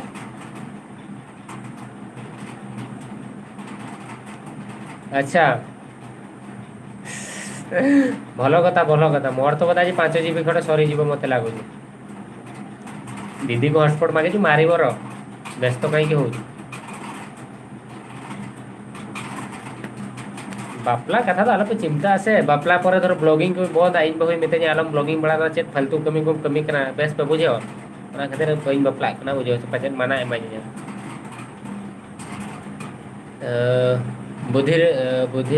बुधिराई मुर्मू दादा 30 बिन बापला होय ओना के अबिन के रिप्लाई एक बार बिन दुर्गाचरण मर्डी हाय दादा गुड इवनिंग दुर्गाचरण गमके अड़ी अड़ी सराव अली वीडियो पर बिन कमेंट बड़ा ले आली तो अली पास्टा खन बाट नवा दिसम हड़ आलो बिन समझाव का चेदा से बाको समझाव सिंपल तेली ले आकना जस्ती कथा बलिन ले दुर्गाचरण मर्डी गमके लबदा अबिन फेवरेट फूड तो चेक फेवरेट फूड इन तो चेक फेवरेट तो उनका जहाना की जामा जमई और फेवरेट तो धरो लिया इन चिकेन पकोड़ा को चिकेन चिली को जस्ती ऑयली फूड अड़ी गानी जमा ना खातिर स्किन को तीन चेक लेका ठीके फेस रे ठीके जामे चिकेन बिरयानी जस्ती कुछ हैदराबाद बिरयानी बना को ऐसा बेटे thank you so much Marang Babu production अड़ी घड़ी किन तहेना दाका को लगन धरा जम बिन जिल पे उतु का से पुसी जम एक्चुअली मारांग बाबू प्रोडक्शन रेगी कना बुझे मैंने दू सेनो में आम जम में आलो जम बचो आलो रेगे ले और उठो हो बाय से सना ले आपला उनका भवी और ठीक है उठो अब न तो हेना 2 और 5 मिनट ठीक है और 5 मिनट पर इन उठो आप दाका को रेंगे पे आप को फली बकर रेंगे तो दोका तो बेस बाय बुझो तो हाँ दुर्गाचरण मर्डी गमके ओना के चे अबिन हबिन कमेंट के अबिन ओना रे अकोय अबिना कथा को बुझाव लेना बाको बुझाव लेना तो इना कथा बाको बुझाव लेना तो अडिगान हर नोडे पर मेना को बाको बुझाव लेना एक्चुअली भाभी आगनो जे समाज विषय ते बैरी कना एक्चुअली ना चेनो बागा इना लाइव रे तो यूट्यूब रे इना टाइम हिजो से मेटा कथा सरी कते मेता पे कना जहां तने दिन केमी कना बेस पब्लिक बखरा बेस आपे को रेस्पॉन्स पे माना बखरा आर ते जस्ती कथा ओडो करे जो तो बहुत बार करी उठो या जॉब है ना जॉब खन पैसे हिजु कना यूट्यूब खन तो सिर्फ खाली बखरा टाइम बर्बाद है हाँ आपे को पहना पे दुलड़ जाबो कना ओना खातिर आर धरो जो कटी कंट्रोवर्सी चेक दरकार ओड़ा रे को मनाई करे चेक फालतू दादा नवा को करा है किंतु उनको तो ओड़ा हर तो बाको बडाया जे यूट्यूब तो चेक कना ब्लॉगिंग चेक कना तो को तो बाको बडाया तो उनको तो चेक फालतू हाते हाते दाड़ान कना कोंका लेगा को मिते냐 बुझे से ओकर को मनाई करे आर दोका कमेंट को विषय को बडाय नाम खान चेक को मिते냐 बुझे से ओड़ा रे धरो इने में बाको जहां तिस को नेला ओना को दुख में दाम रे बुझो गया में दाम रे भविया जे मांगा जतो इन बगी करे उठवा जखन तो अड़ीगान जिनिस हेना करा बखरा तो करा लगी पेशेंस बन हरावा बट जदि जस्ती प्रेशर है ना एनखान तो इन दो बन तहन दाया नेगेटिव हॉल सला इन दो बंचा रे चेनो नेगेटिव हॉल सला नेगेटिव कंटेंट बना करते नेगेटिव जिनिस देखा बखरा इन चेनो शौक बनो नहीं तो हुई कर उठो ना चेनो बांग कना तो आपे को निहती उयहर पे दोहयኛ ओनागे दुर्गा चरण गंपे बिन बखरा नवा ले ली रड़ीचा लबन रड़ीचा रुमा चे रामू रामा रुमा हंसदा जोहार के दादा जोहार के मिता मालती सोरेन दादा चेन एम जोबेदा इन दो बेटा कंपनी मैनेजर रबर टेक्नीशियन कने नागे और रास्ता ऑफिशियल दादा आम दो चैटिंग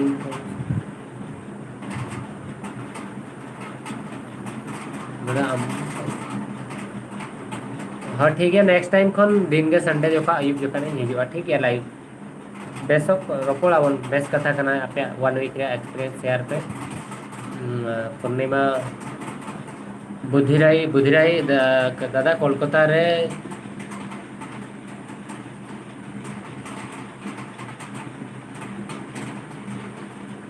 दादा कोलकाता रे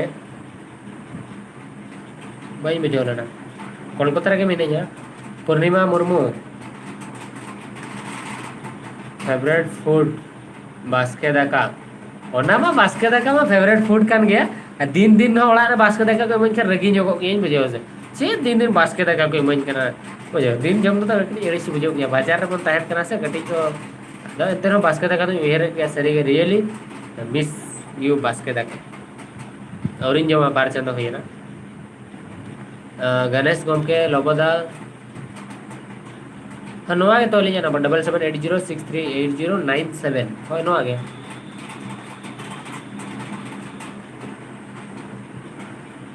अबिना ब्लॉग कंटिन्यू बिन हाँ गमके निहाती कंटिन्यू गया ली और तीना तली जाने माने लिया माने चेक मसल एक्सपेक्टेशन लेवल तीना तभी बाय कंप्लीट रखना हॉल को नेल के बाको नेल के आई डोंट केयर इन दो इना लेवल इन सेटरा इन वीडियो जहाँ लगा बना रहे नो को चेनो बांग करना इन भाभी के इंटरनेशनल लेवल वीडियो बनावा तो इंटरनेशनल लेवल हॉल सरा कंपटीशन में और संताड़ रे चेनो उनका कंपटीशन बड़ा बखरा इन दो पे उनका इन लेवल और सेटरवा इन दो संताड़ हॉल बइन हिरका को से संताड़ क्रिएटर उनका तो सपोर्ट को गेन बट चेक मसे संताड़ हॉल सला तो इन दो कंपटीशन बइन कंपटीशन या इन दो नेशनल लेवल कंपटीशन से इन केना आदो को नेता को मना नेशनल लेवल को हिंदी तो ब्लॉग बनावे टाइम हिजू कर हिंदी तो इन ब्लॉग है चेनो प्रॉब्लम बात करना नवा दुनिया रे चेनो इम्पॉसिबल दो बनो मतलब चेन का होना इम्पॉसिबल चे बाय बोलन करना मचारे इंग्लिश वर्ड सो ओना जिनिसटा बनो जो तो जिनिस के करा वाला गया बिन तो हर को मेरा हिंदी रे सक्सेस देखा मैं हाना चे सक्सेस तो चेक करना सक्सेस दो इन बखरा तो चेनो मांगना जहां के तहने भी लाइव रे अच्छी इच्छा का अच्छी पकई सो चेनो मारा जिनिस तो बांग ओना के कथा लबोदा जम के दाम से मांगा और ठीक है दाका को बन जमा और तो